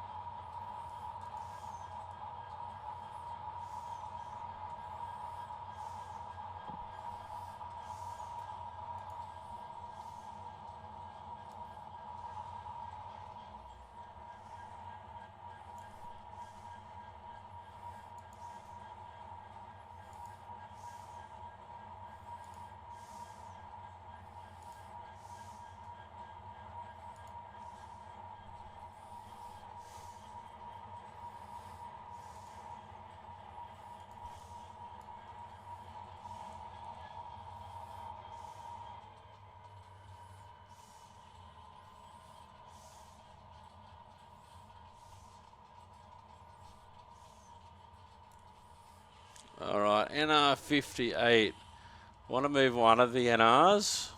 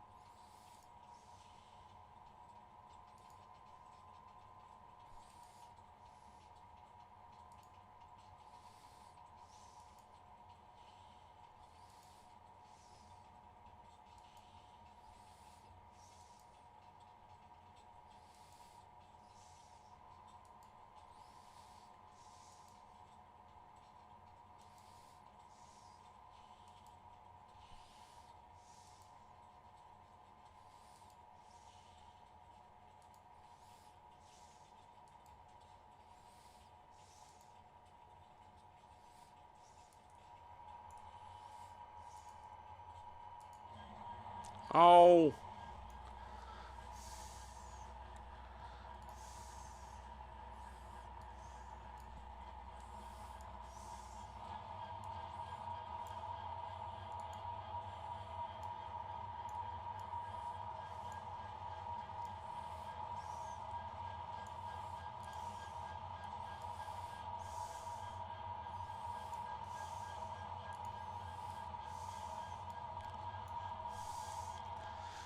Alright, this is NR58. I'm not sure if the number's exactly right. There's about 120 odd NR class locos, the first locos that National Rail, now Pacific National, purchased.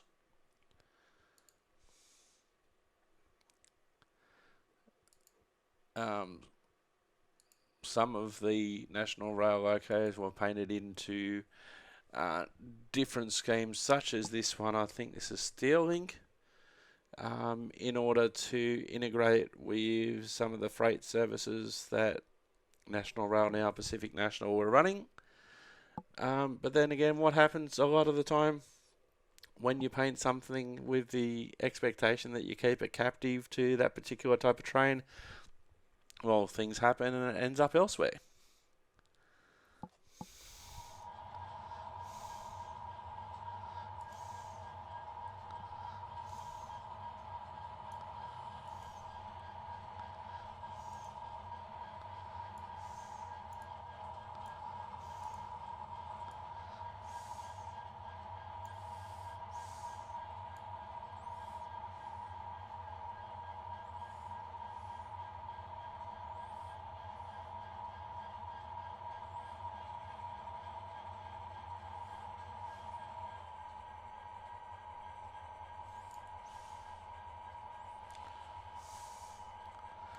Oh no, we've had another derailment.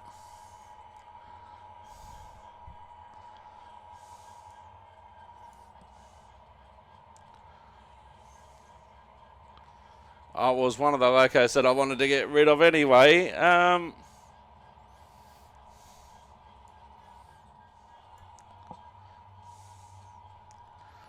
Must have had control of the wrong.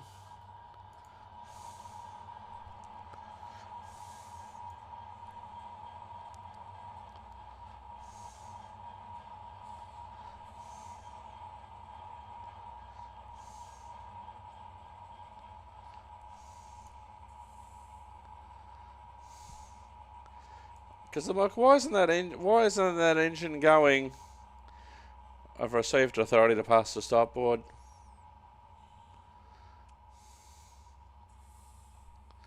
I'm like, why isn't that engine moving? I was controlling the wrong engine.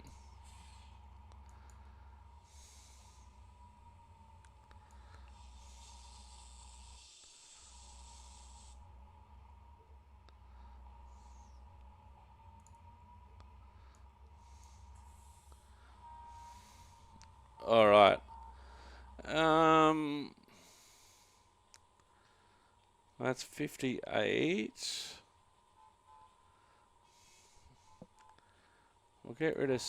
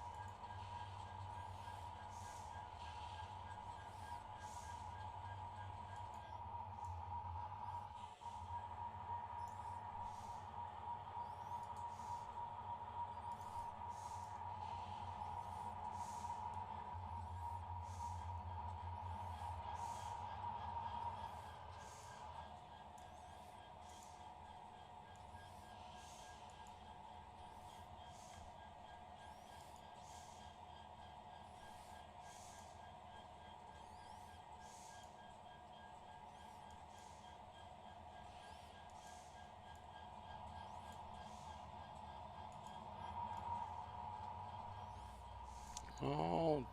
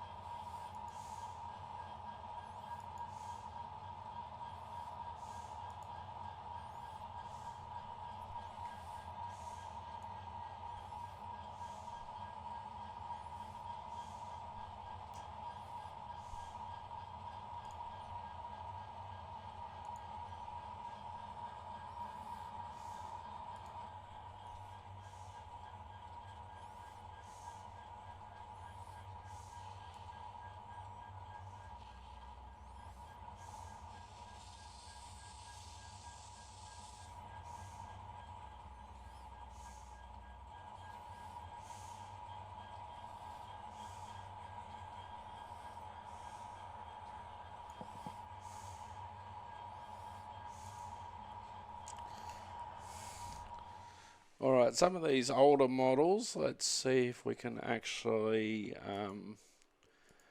clean this one up a bit. Maybe, maybe not.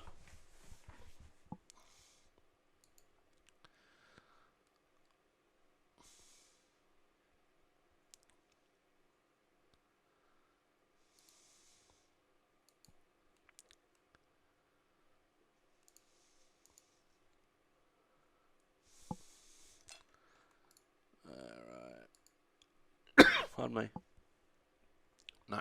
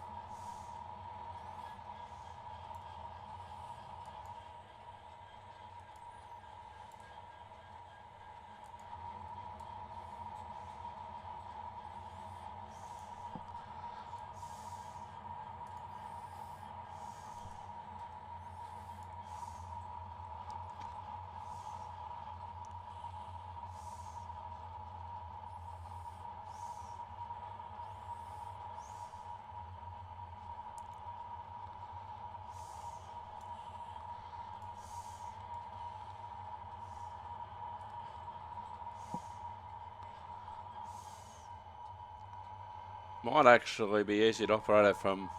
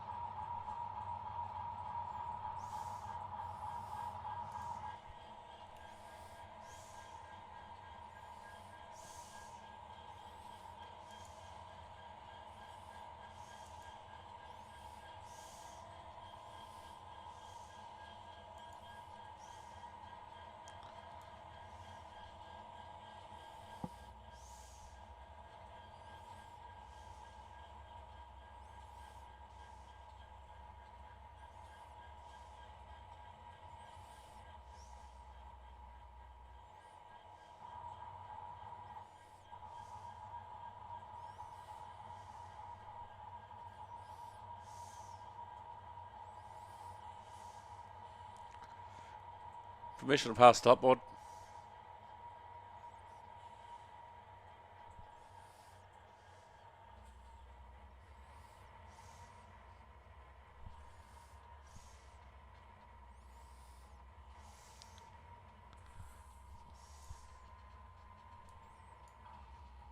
So in the days of C-Link, that's how they would have been marshaled back to back together on their particular trains. All right. Alright, let's plan our next move.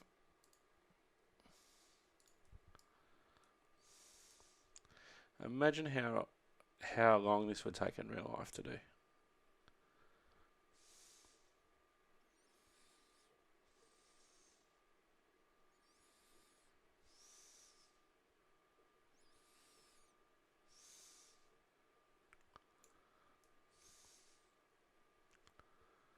Alright, let's have a look. Alright, so we'll move that 90 class out of there now. So we can start putting our 80s, our 82, sorry, we haven't got any 80s. Our 48s, 49s, 81s, 82s over there.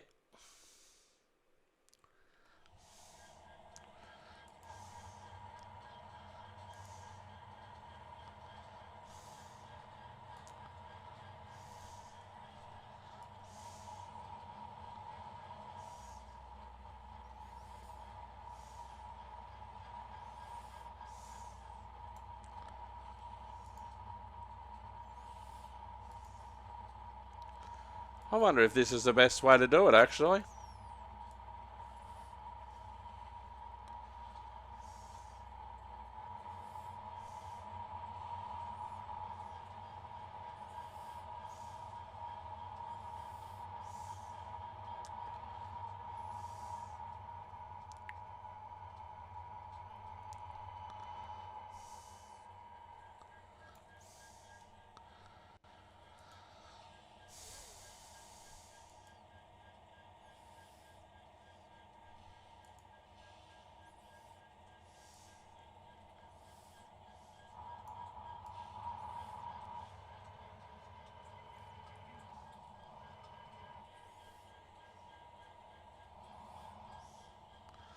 Alrighty, 9001 can come back.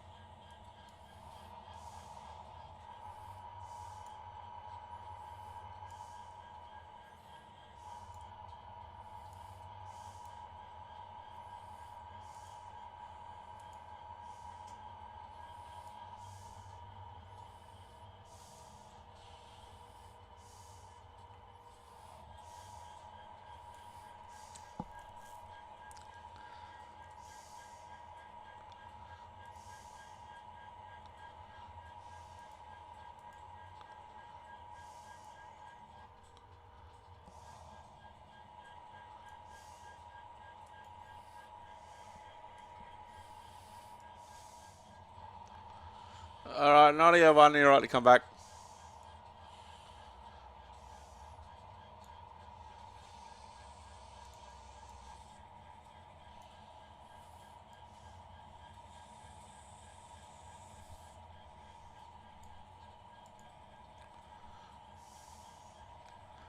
Oh, and again, it's selected a different loco for me to control because, of course, it did.